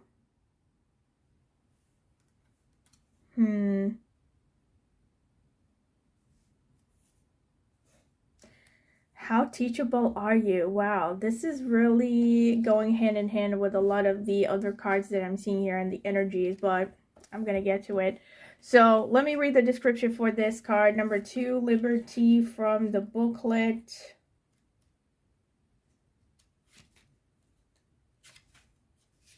Choices, confidence, letting go, self-determination. This card shows a woman standing in profile. A birdcage hangs from her hair and she is about to release her winged friend into the night. The stars and the moon are guiding the little bird's way. The woman has plucked a special star from the sky to help shepherd the bird's journey. This card stands for the freedom you have to choose you have to choose your own way in life. Don't let others decide for you. You have the power to liberate yourself from both external and internal cages. Many of the obstacles we face are ones we create ourselves. Once we realize we've created them, we have the power to release them. Very powerful message there. Very powerful message. Okay, number 2, Liberty. And we have the High Priest and the Magician underneath. So this is your, and also, by the way, these cards scattered over here, these are clarifications. So you have the Page of Swords coming out twice here, one underneath the other, and I clarified it, and I got the Ace of Pentacles. And then you also got the Hermit. At the end, I clarified it. I got the Queen of Swords. You got the 5 of Swords underneath the Hermit. I clarified it, and I got the Lovers. So let me break down what all of this means, I think. So this is your current state, all right? We have the High Priest or the Hierophant and the Magician underneath. So you are someone who is very planning. Like, not only planning, but also going hand in hand with what the Oracle card said about we create our own limitations and all that. Spirit is first and foremost telling you that you are someone who has more power than you think. If you are someone who has struggled with feeling powerless or maybe having some kind of a victim mentality, being stuck in any way, you have to remember that you're actually in perfect position, in perfect capability of changing your circumstances, of creating the life that you want. With the Magician, there's a powerful manifestation energy associated to you. And also, based on what I have known from astrology and all the other, let's say, metaphysical topics that I have studied, not everyone has this power. Some people in this life, they have to fulfill one karma after another, and they have, at least for long stretches of their lives, they have little to no freedom at all because they have to deal with all this karma that is happening in their lives. But when you get the Magician, this is telling you, Spirit is telling you that you actually have a lot of control over your destiny. So unlike a lot of other people who are maybe busy paying off past life debt, you actually have the ability to carve your reality the way that you want. And because of that, you have to be careful with your thoughts and with your beliefs, because you create your reality with your beliefs to a large extent. So Spirit is just telling you, is kind of like giving you a gentle reminder that you are in control of your life here. And then we have the Page of Swords twice, one underneath the other, and the Ace of Pentacles underneath. So the Page of Swords is showing the kind of energy that is going to support you on your path throughout 2025.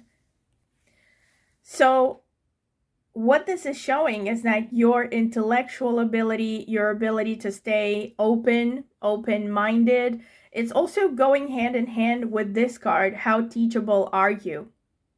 Here it is, the number 9. How teachable are you? So it's basically showing, you might be someone who is seeking answers, or you are seeking to improve yourself. But when people are presenting you with ideas that you don't want to hear, or maybe ideas that are triggering you on some level, maybe because of your upbringing or because of your beliefs, you are quick to reject them, or you're not really open. You're not as open-minded as you think. So Spirit is definitely telling you that throughout 2025, you need to learn to actually open up, to broaden your horizons, and to keep an open mind, and actually consider that there might be a different approach to doing things. Think a little bit outside of the box every now and then.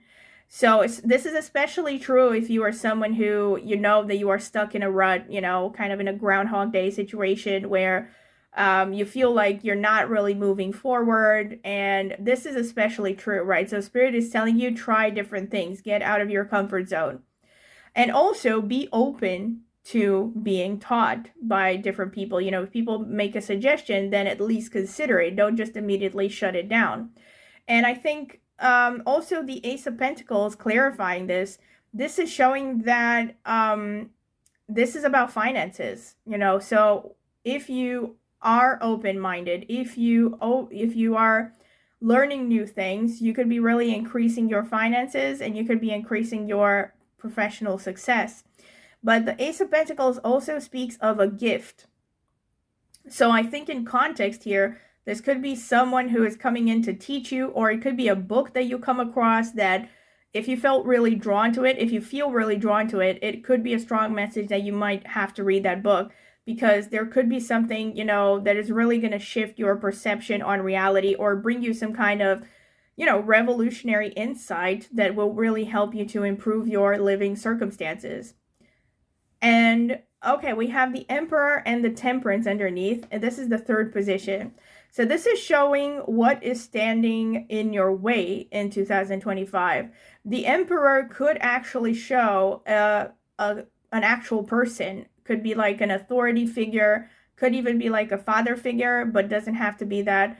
I think especially if you're someone who lives at home, or you're still very much dependent on your family, then it could be the actual father figure, or some kind of a male authority figure in your family that maybe has financial control over you. But I think for most people, this is authorities, and could be at work, could be the state, authority figures of some sort. And also the Temperance underneath. This is kind of an interesting combination here, because you wouldn't think of these two coming together really. One of them seems to be more of open-mindedness and the other one is more like set on tradition. But I think what this is showing is Temperance is telling you that you need to learn to balance, in the sense that you might be put in situations where either you're dealing with people who are, you know, getting in your way maybe, or, but again, it makes me think of authority figures with that Emperor energy, you know. So even if you have people that are not trying to encourage you or are actively trying to discourage you from pursuing your interests, let's say, then you still have to look for a middle ground, you know, with the Temperance. So you have to look for balancing, trying not to piss them off, but at the same time not taking crap from them, you know, just keeping kind of finding a middle ground, you know, a middle ground between getting your needs met and also to some extent obeying the authorities in your life or the authority figures in your life without actually getting into, you know, unnecessary conflict or, yeah, open conflict basically. Oh my God, I just got this really strong insight, especially for those of you, because I think many of you in this pile, you have some relationship drama going on. Because you might see the Lovers here, but the Lovers is a clarification, and I was going to save this for last, but I'm seeing this as actually ending a relationship. I don't want to see that, or I don't want to say that a relationship is going to end, obviously, because I'm going to get people jumping on my head here, that I said that, but it could be, all right? I'm not excluding the possibility. Again, I'm reading the cards. Don't shoot the messenger. So it could be that a relationship might end by 2025. It could also be that you have recently ended a relationship that has really drained your energy. But with the Temperance here and the Emperor, the message that I was getting very strongly is you might be trying to put two things together that just don't work together, you know, because the Temperance shows that normally, if it's healthy, right, if it's a positive situation, it will show blending of two things that on the surface don't seem to have much in common, you know. So let's say, I don't know, you're using psychology together with astrology in order to get better results. That could be an example of a healthy Temperance. But if here it's in opposition with the Emperor, this rather makes me think of you are actually putting things, you're trying to make something work that isn't workable, you know, like you are pushing two things that are incompatible together. And it could have something to do with that Emperor energy, you know, like that Emperor person could actually be one of the two things you're trying to mix. If this is about a relationship, it could actually be about a romantic relationship. So yeah, but either way, this is about trying to blend things that cannot be blended, like trying to mix oil and water. It could be about a relationship, but it could be about something else in your life. I don't know exactly, but think about something in your life that you are trying to make work and it's just not working, you know? And this is what's pretty much getting in your way throughout 2025, you trying to make things work that are not compatible or that don't blend well together. And then we have the Five of Wands and the Queen of Cups in recent history. This is the recent history here, the Five of Wands and Queen of Cups. Five of Wands speaks of conflict.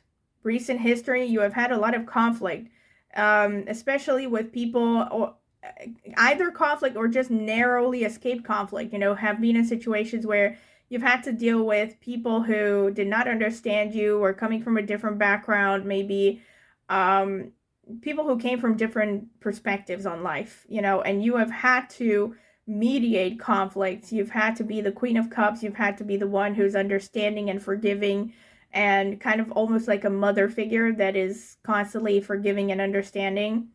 And yeah, this is the general energy that I get in recent history. Now, the near future, we have Nine of Cups and the Star.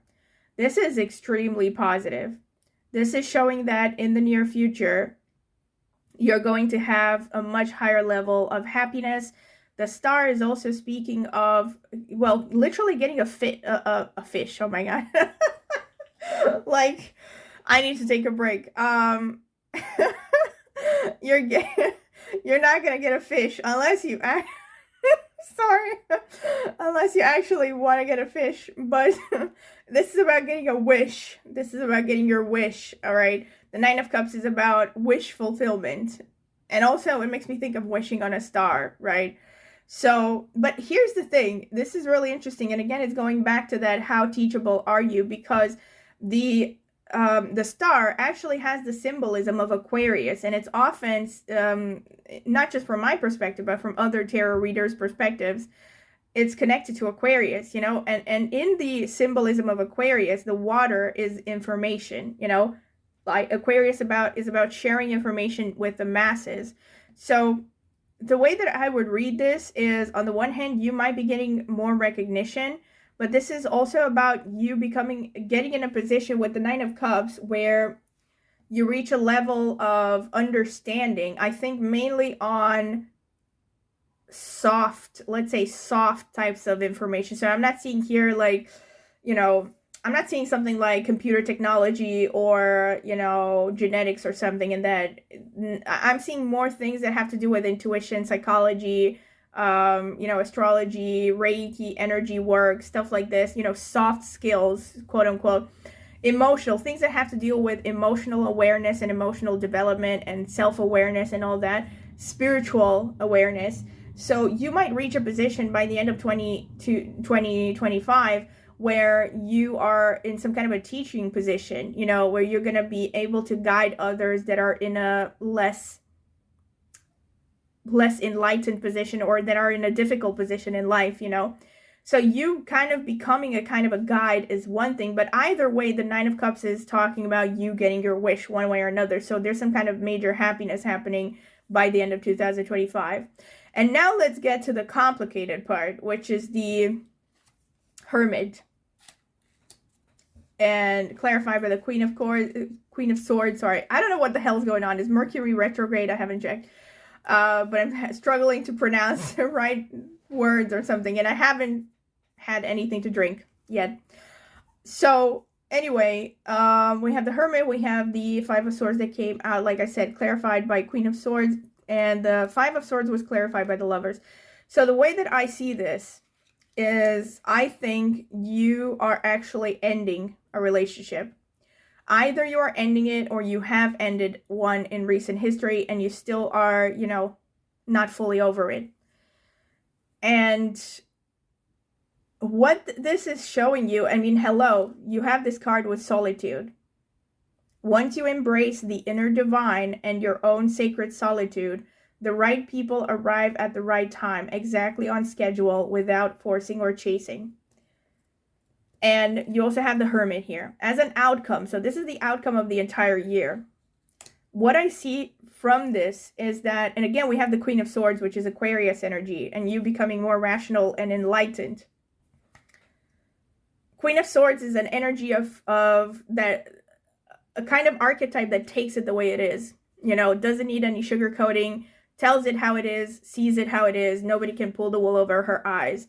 And what this is telling me is that you have gone through, and you're probably still continuing to go through, some painful realizations when it comes to romantic relationships in particular, either because of one particular disappointment, or it could have been multiple particular disappointments, where you are pushed to just let go. The Hermit does not just speak of solitude, but just like this card actually says, which is why I think it's brilliant that they both came out, we have the Solitude and the Hermit.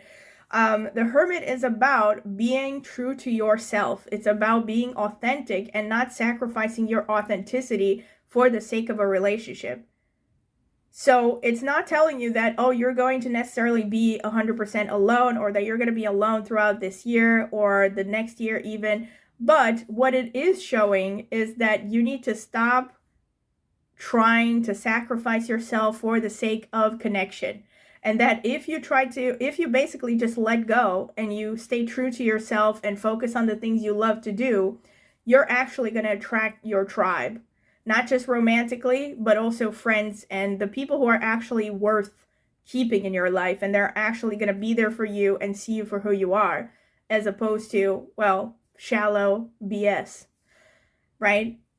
yeah, this is pretty much what I see here, really. Nature can also be just a call to spending more time in nature. But I'm going to see if I get more messages that resonate with that later. So yeah, this is pretty much what I see for you from the cards. So let me get the Astro cards right now. Spirit, tell me about pile number 3.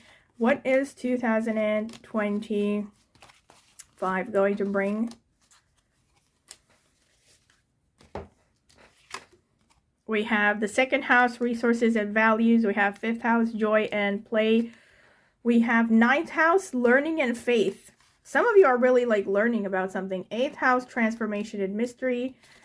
And we have 1st house, self and identity. All right, you are the only pile really that got all houses here. Yeah, there's some strong messages here.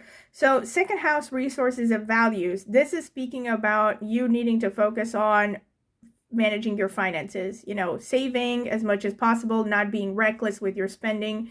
2nd house is also about a family of origin, you know, so spending time with family of origin, maybe sorting out relationships with a family of origin. 2nd house is also about diet, so maybe your diet is going to become important in 2025. You're going to work on that. 2nd house is also about your sense of self-worth, sense of self-esteem. So those things are going to be coming to the forefront, which again, if this is about self-esteem, makes a lot of sense considering, you know, what I said here with the other cards and the relationship situation. 5th house, joy and play. This is about authenticity. This is a call to you being authentic, getting back to what it is that you love to do without considering other people's opinions. Or let me put it in a different way. Imagine that you knew 100% that people would love you no matter what you did, or they would love you 100% for who you were. Then what would you be doing with your time? That's the kind of approach that you're supposed to have in 2025. Focus on the things that you love to do, that make you happy, that put you in that state of flow. Just like when you were a kid and you didn't have to worry about anything and you just focused on doing things for fun. So these are encouraging activities for you. 5th and 9th house, though, both have to deal with teaching and studying. So this could also be that for many of you, if you have considered this, see how it resonates, this could be a great year to learn new things. This is also why you have the Page of Swords coming out twice. But bear in mind the warning that came out for you, also here about how teachable are you. Incidentally, also with the number 9, just like the 9th house, which is about learning. The warning that said you need to be careful to keep an open mind, all right? So you want to learn, you have to keep an open mind. You have to actually consider what other people are telling you and, you know, at least consider, right? After you have considered, after you have mulled over things, if you still don't agree with them, then, you know, do a little debate thing. If you're dealing with a professor, right, you can ask questions. But the bottom line is make sure that you are not closed-minded, that you don't cling to your narrow view of, not trying to say you're narrow-minded, but you know, everyone has blind spots, everyone has limitations, right? So try not to just cling to exactly what you know about the world or a particular subject, and just open your mind, right? Try different things, learn different books, deal with people from different perspectives, you know. And yeah, we have the 5th and the 9th houses. So like I said, it means that this is a great year for study. You're being encouraged if you are doing anything with respect to study. At the same time, it's also a great year for teaching. So see how this resonates. Maybe some of you are both studying and teaching, you know, studying in one thing and teaching another thing. For some of you, maybe it's just teaching, right? See how it resonates, like I said. But either way, this year is very good for knowledge exchange, information exchange, broadening your horizon. 9th house and 8th house both also have to deal with foreign cultures, traveling abroad. So there's maybe an element of travel here as well. You might have the opportunity to travel abroad in this year. And 8th house is also dealing with cultures or countries where there's a different language being spoken. And 8th house, because of this, also has a connection to foreign languages. So again, if you're thinking about learning a new language, this is definitely a pat on the back from Spirit that you should be taking up that endeavor.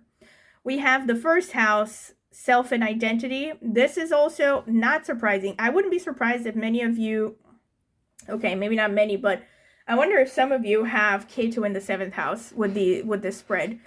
That would explain a lot, because you know, Ketu in the seventh house, maybe even Ketu in the first house, actually, you know, somewhere basically Ketu or Rahu in the first seventh house axis. And for those of you who don't know what I'm talking about, Ketu is the south node of the moon, Rahu is the north node of the moon. They have to deal with, you know, life, past lives and current lives, and what you're supposed to learn in this lifetime versus what you have learned through previous incarnations. And generally, when the first and seventh house axis is activated, there's this constant struggle in life of balancing relationships with a sense of identity. And usually people with Ketu in the seventh house, they really struggle to live alone. Like, they are potentially even codependent. On the other hand, people with Ketu in the first house have a hard time forming relationships because they just don't know how to function in a partnership. But won't dwell on that. If you're curious about astrology, again, you can check out my astrology channel, which was the original channel that I started on YouTube. You can find it in the video description. And I have all kinds of videos about Rahu and Ketu, so if you're curious about that. But the bottom line is, you know, there's this struggle with being authentic and balancing authenticity with a relationship. There's definitely this theme for you. And it's probably an ongoing theme, but it's really coming to the forefront in 2025. Something is, you know, basically in 2025, something has to change about how you do things when it comes to relationships. See how it resonates, you know, because it could be different things, but either way, I think many of you are stuck in a rut, or you have repeated similar patterns in relationships over and over again, which did not bring you any kind of happiness. That's pretty much what I'm seeing here. Eighth house is also about joint finances. It's about loans and banks and all this stuff. So if you are, for instance, looking to get a loan, this could be a good year where you might get a loan from the bank. This is also about in-laws. So those of you who are, you know, married, this is about dealing with the spouse's family. Maybe the spouse's family, again, is going to come to the forefront this year. You might have to deal more with them than usual. And oh, I was at first house, self and identity as well. This is about the physical body as well. And this is also about standing out, you know, just like the star card suggests. So it's about not fearing judgment, and again, being yourself and not being afraid to be looked at, you know, just saying, this is who I am, take it or leave it. And the first house, like I said, so it's also about the physical body, actual health, but physical fitness as well. So this is also showing that, you know, especially with the eighth house transformation, this could be a year of transformation with regards to all of these areas, you know. But eighth and second houses especially are connected to money, personal finances. So there could be some major transformation there. But then the first house is also the physical body and health. So you could be going through some kind of strong transformation in the area of fitness and health as well. Okay, this is pretty much what I'm seeing here. Let me get more stuff. Let's get the Astro dice first and foremost. Spirit, tell me about pile number 3. What is going to happen for them in 2025? Oh my gosh, we have Scorpio. More transformation. Oh, wow. We have number 7. Lucky number 7. Which is the house of marriage, the 7th house. Or partnership. More confirmation. We also have Jupiter, which is the planet that actually corresponds or rules the 9th house. It rules it rules Sagittarius and Pisces. So Jupiter is very much connected to learning and education. So again, and it's also teaching as well. So that could be a strong thing. Another thing that could happen, although I think it's less likely, but see how this resonates for some of you who have already been thinking about this. This could be an indication that, you know, you might be having a child this year if you are into that. I mean, if you have been trying, because Jupiter is also the planet that gives children. 5th house is also connected to children as well.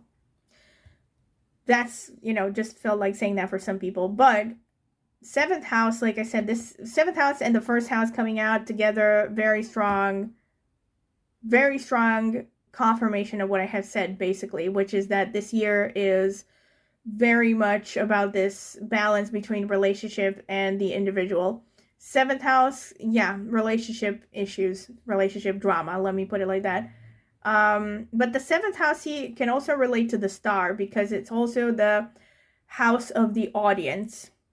You know, having an audience, relating to people in one-to-one situations, but also when you relate to an audience, it's almost kind of like relating to people in one-to-one situations, because you're not actually addressing each individual person, you're addressing the audience as a whole.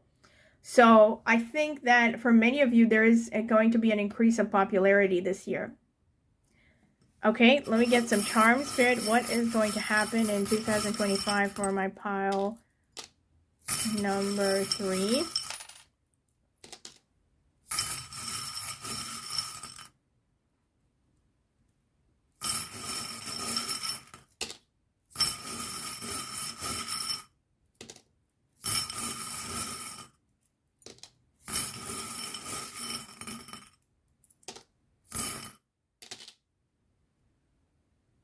What the heck is this? Okay, there's a tree.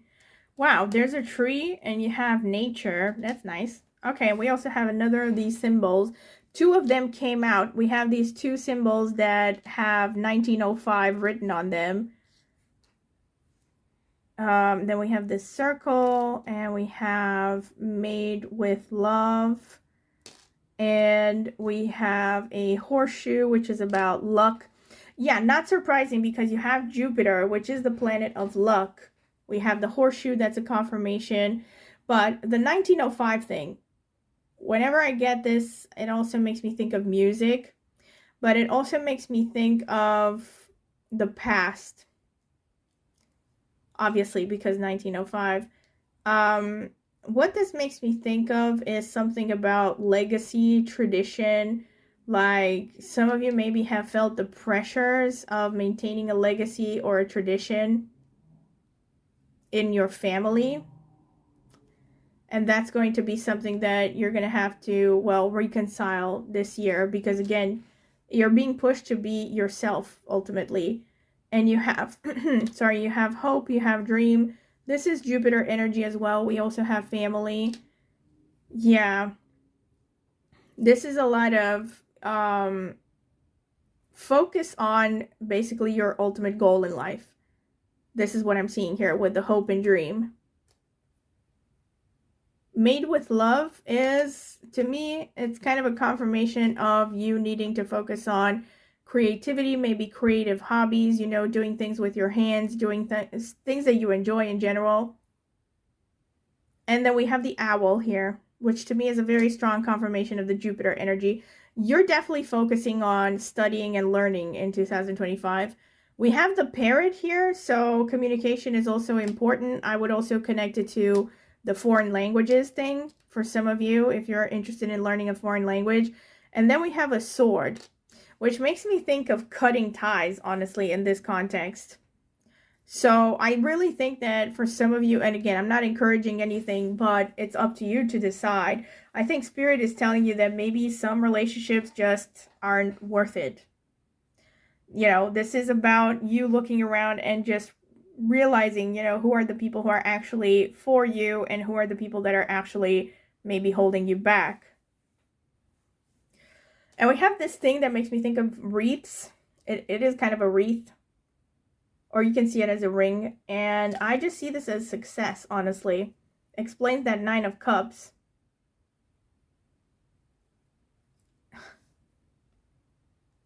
And we have the elephant here. Maybe some of you have placements in Bharani or Revati Nakshatra, but I'm going to see about that in a bit. Okay, let me get some astrological stuff. Spirit, tell me about pile number 3. What's going to happen for them in 2025?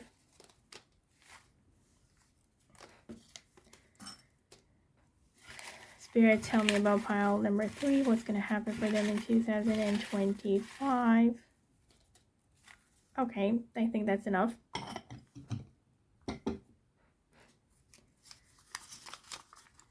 We have Gemini. All right, that's communication. That is Page of Swords energy, basically. The youthful, curious.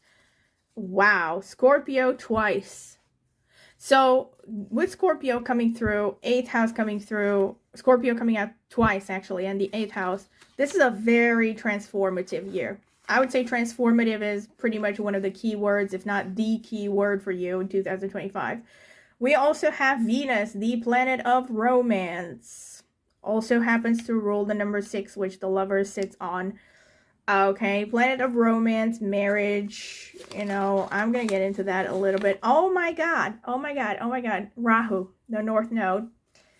If we get Ketu, that would be too much, really.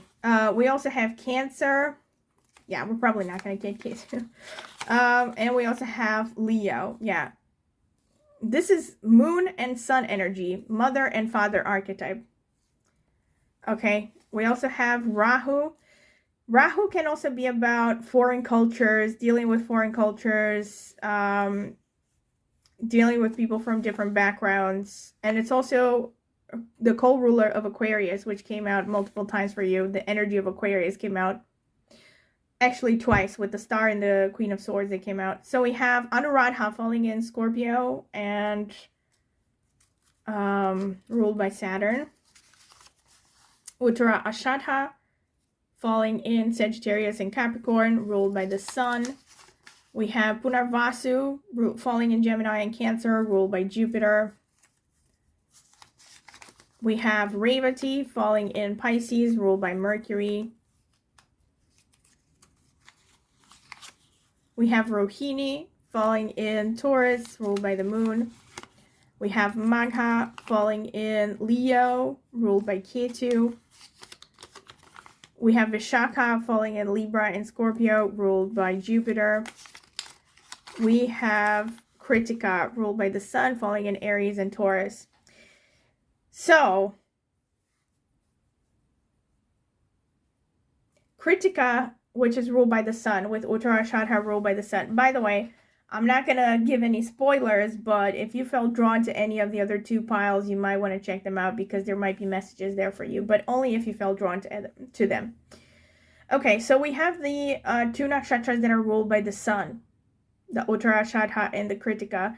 So these are strong confirmations that this year is going to be about authenticity for you. You have to be yourself. You have to stay true to yourself to go after what you want. And Kritika can also show, maybe that's why we had the sword, because Kritika is about, it's connected to actually cutting objects, sometimes symbolized by a razor or an axe. So Kritika is known to be a really blunt nakshatra. So I feel like this energy showing up for you is showing that, again, maybe some connections are not worth maintaining and that you shouldn't be afraid to burn bridges if you are disrespected or, you know, people walk over your well-being or just don't have any concern for you in general. Then we have Vishaka, which is connected to being super competitive, and there might be this tendency to really push yourself too hard. So Spirit is telling you throughout the reading, also with nature and everything, that you should be taking breaks. You should have times to unwind, to focus on doing the things that you love and not be, you know, working yourself to the bone. And we do have Anuradha. Oh my God, with Anuradha, actually, that's a very strong confirmation of exactly that I said, because Anuradha is very workaholic. You know, Anuradha has a tendency to, probably out of all the 27 nakshatras, has the highest tendency to become workaholic as far as I have seen. And I don't know if it's because it's connected to Saturn or, yeah, the combination of Scorpio and Saturn. But on the plus side, though, they have very strong staying power and, you know, can outwork anyone and can outlast people, you know, just by sheer determination. But they also might tend to work themselves to the bone. So it's not good. You don't want to, you know, reach burnout and have nothing to celebrate because you're going to be, heaven forbid, sick. Right? So it's really important to take breaks. It's really important to take care of yourself, to rest, to just enjoy, do things that you enjoy every now and then, not just sleep. You know, that's not what I'm talking about. But in generally doing things that you love, spending time finding out who you are all over again, in case that you know, have become so caught up in other people's expectations that you have lost track of that. Punarvasu is a strong confirmation, of what I said. Also Vishaka as well, because they're both ruled by Jupiter. Strong confirmations of what I said, that this is going to be a great year for studying and or teaching. Punarvasu also speaks of succeeding at the second try. So this year you might have the chance to try something that you have tried before and maybe has not worked out, and you have much higher chances of succeeding the second time around. See how this resonates? Of course, depending on the situation and the person, could be a million things. I don't know. Could be trying to get into the same university, could be trying, I don't know, getting a YouTube channel for the second time. I don't know, all kinds of things, right?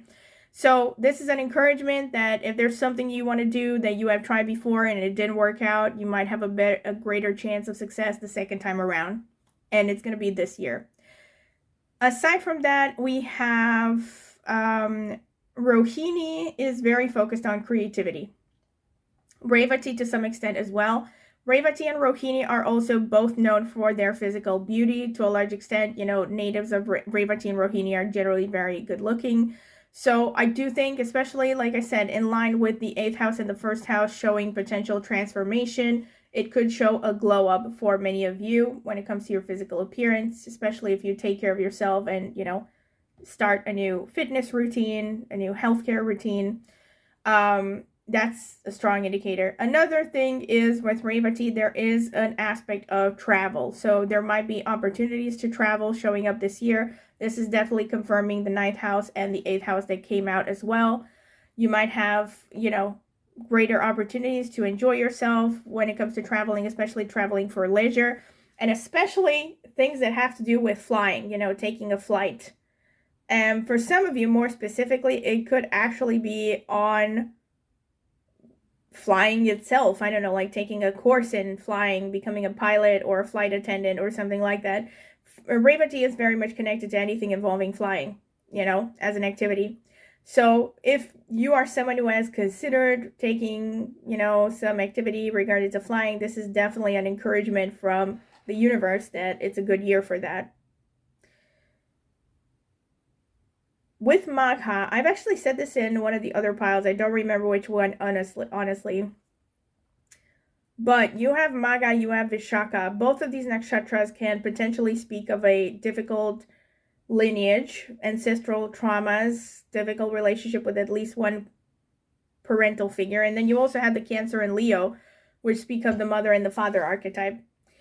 So I really think that for a lot of you, this could be a year of, you know, learning something about your family, reconciling with the family, understanding your family, working through family traumas, you know, making some kind of a breakthrough, especially if you are in therapy. If not, of course, it is recommended that you go in therapy if any of this resonates, like having issues with family members and traumas and whatnot.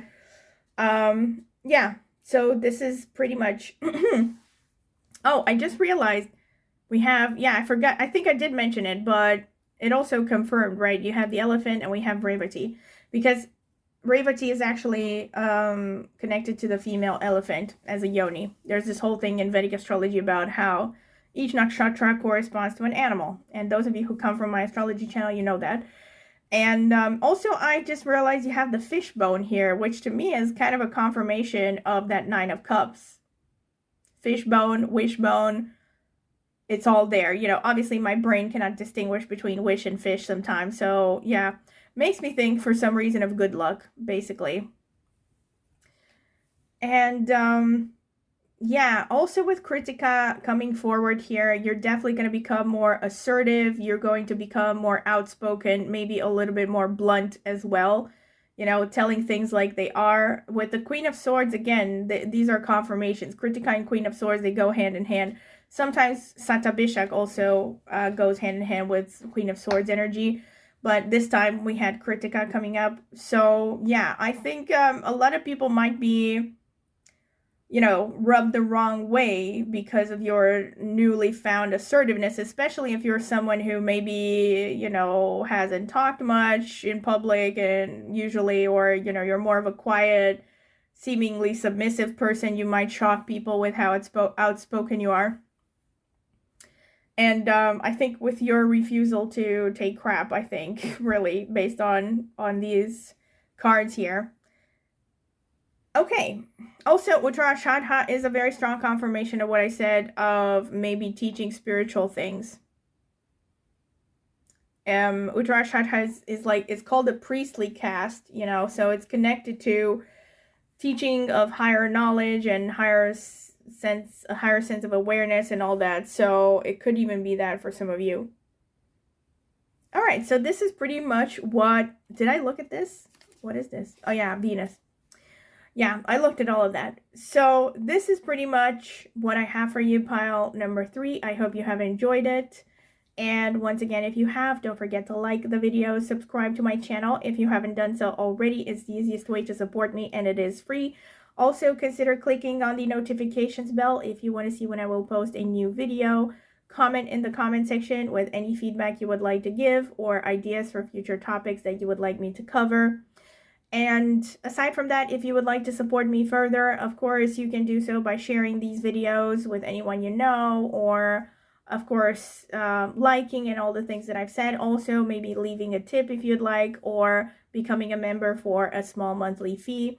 Aside from that, if you're interested in getting a private tarot reading from me, you can check out the video description. I have left a link there.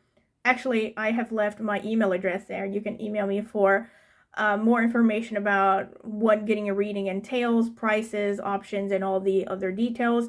But I've also left a link in the video description to reviews. I have gotten 4 private readings before. If you're curious to see them, might help you decide if you want to get a reading from me. And last but not least, I also have an astrology channel, like I mentioned. I will be linking it in the video description as well. So if you are curious about that, I have been into astrology for more than 20 years. Nowadays, I mostly focus on Vedic astrology, but I still use tropical insights because I have more than 10 years of experience in both of them. Actually, each of them, sorry.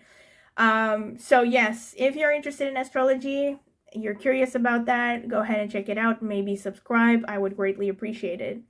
Thank you very much for listening and Happy New Year. And I hope that everything you want will come true in 2025. Bye.